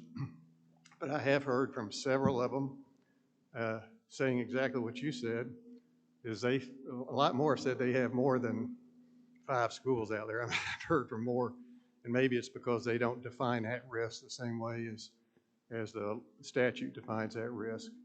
But, their position is, okay, if you're going to have an different accountability program for these that are at risk, why not put our schools the at-risk schools under the same type program? So you're comparing apples to apples, and that's what I heard many, many times, is you're comparing apples to oranges. So I think it's something that you ought to look at. I know we have an emergency rule coming up in December, and I know you said that we're going to look at this a year from now, that there's not going to be any accountability grades out for the next year or something like that. The at-risk definitions are not apples to apples. They're not going to be apples to apples. The intent of this law was really to recover students that have probably left the system or on the verge of leaving the system.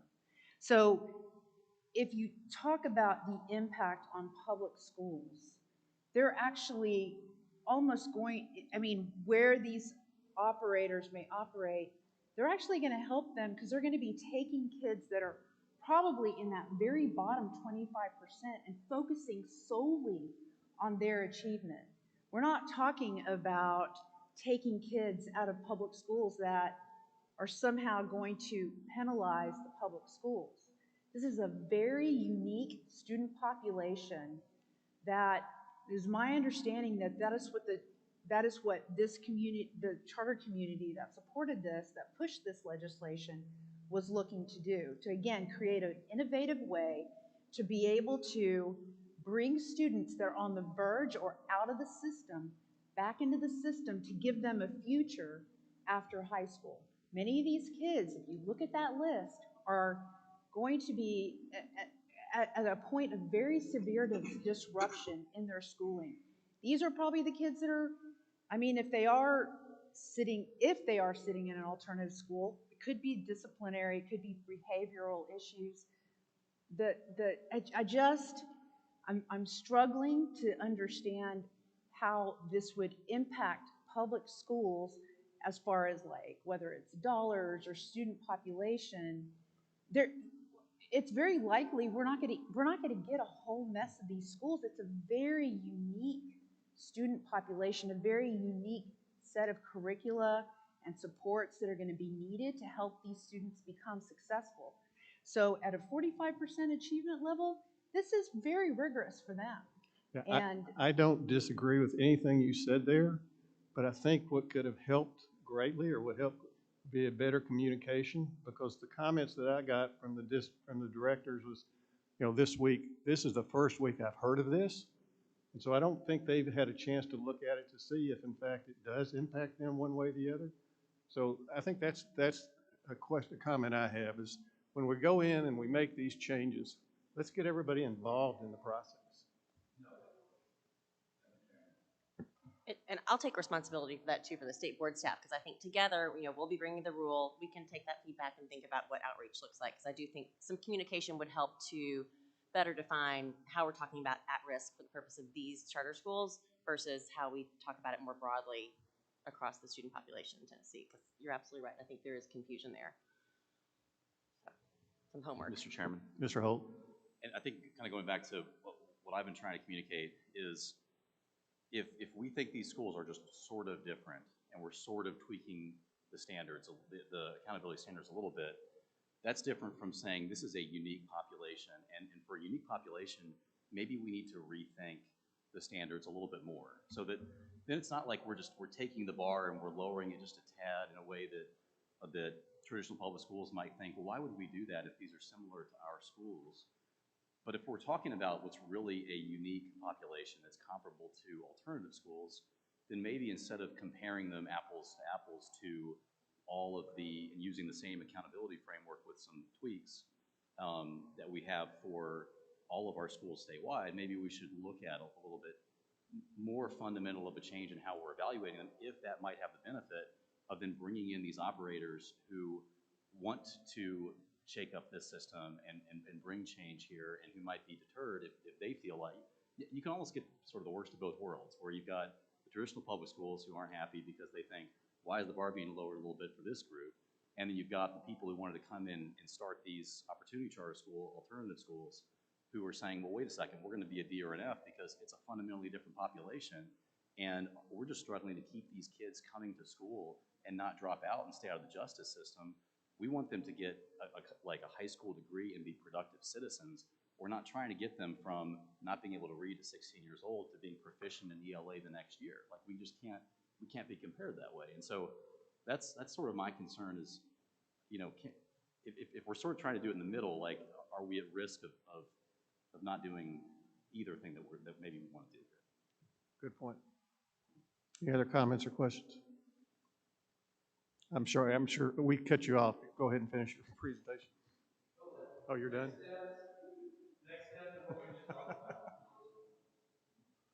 Thank you. We'll come together in December. You'll have the opportunity to ask questions, work with the collaboration here moving forward, make sure we communicate with local districts to be able to understand what is happening here, but also the law and the intent of the law and what, as a department, we are charged with bringing to you.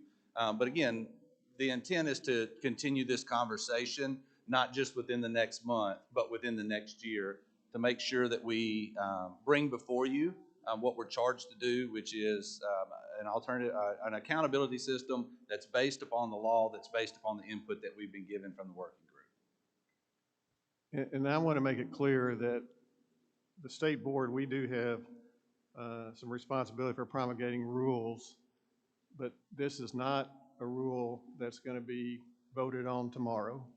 And let me ask our attorney kind of talk about what our responsibility and our process going forward might be. Hi there.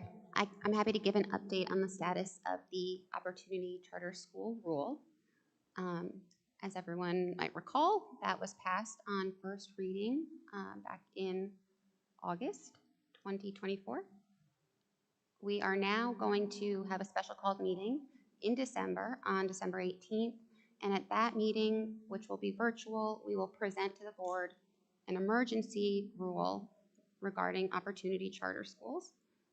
And then we will also work to finalize changes to the permanent rule, which will then come back to the board for final reading. And at the December meeting, as we've heard, we will also have TDOE present the Opportunity Charter School Accountability Framework for the board to adopt.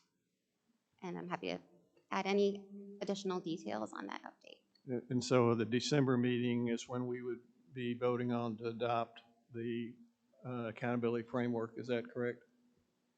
That's right. The plan is to hear it in December on both first and final reading, since it doesn't live in a rule or a policy. Thank you. Other questions or comments? Mr. Chairman, I think we have one commitment before you right now to run specifically the data that is addressed for those schools that would qualify for the 75th percentile based upon chronic absenteeism. We will do that, get that information to you. Between now and the next time that you meet, we are more than happy to run any scenario that you think would give you better data or better insight into the decision that you need to make to be able to do that. So we make that commitment to you as well. Let me ask one other question. I've heard from you, quote, terms intention of the law associated with the framework, the accountability framework. Can somebody explain a little bit better what you believe is the intention of the law? And I'd ask our attorney to also say the same thing. With regard to the difference that they're separate between the Opportunity Charter School and the traditional schools are separate accountability frameworks. That is in the law, as I understand. But somebody talked about an intention of the law. What's the difference? What's the intention of the law? I'm going to read a quote directly from the statute.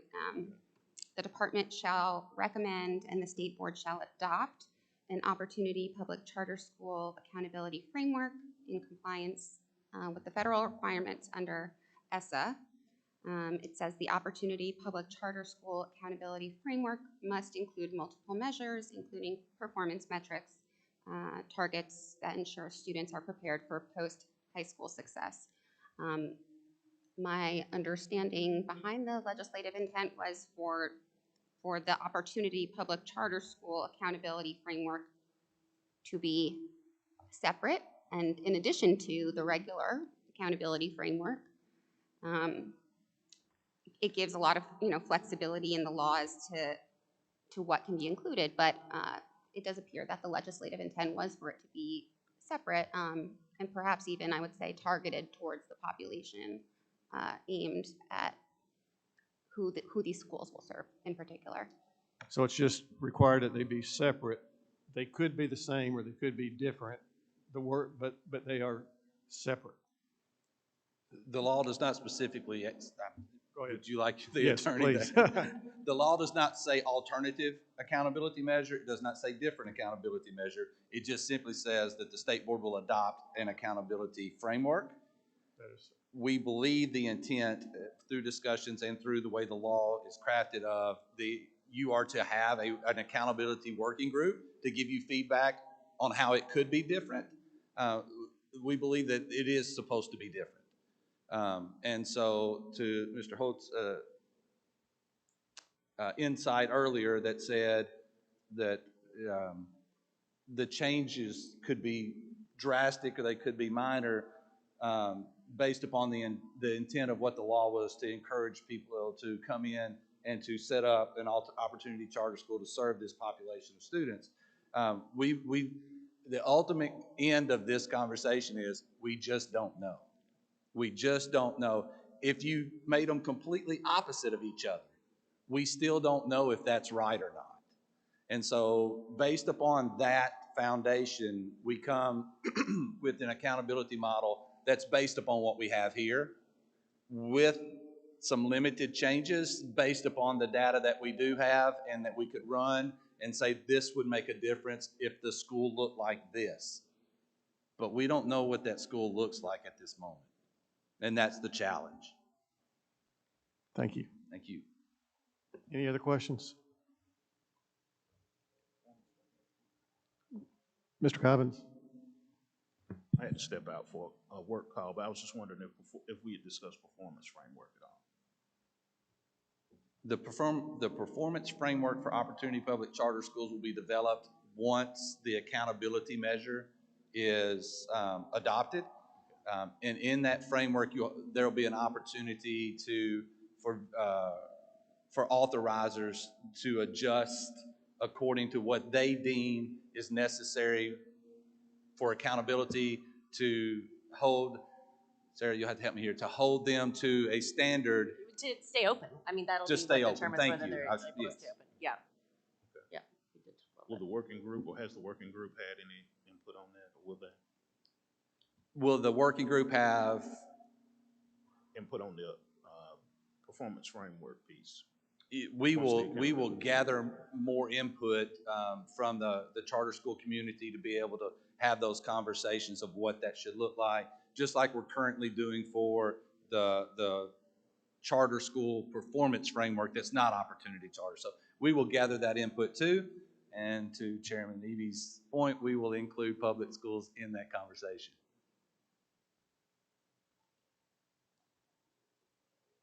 Any other questions? Thank you, Mr. Criswell. Thank you, David. Mr. Laird. All right. Next item is licensure discipline. Todd Madison, Ryan Shanahan.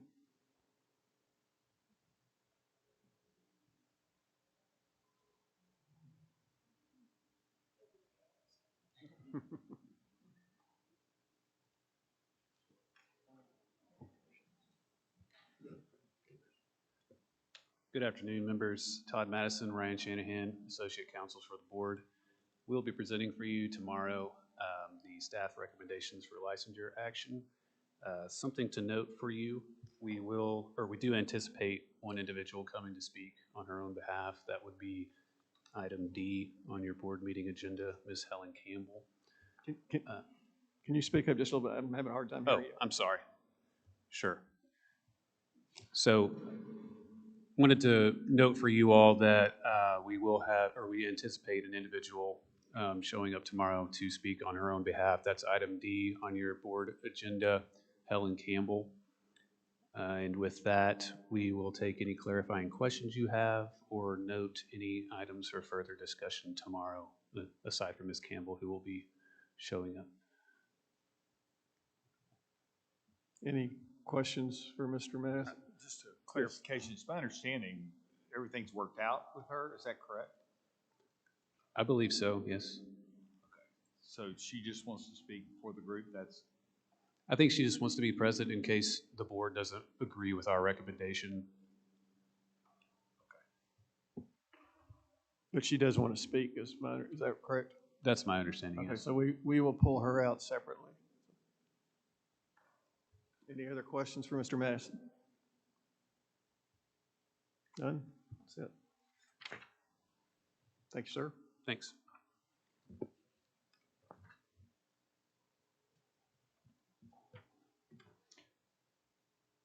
Any final discussion? Any other comments from anybody? The purposes of the committee of the whole being fulfilled, I declare the board meeting adjourned.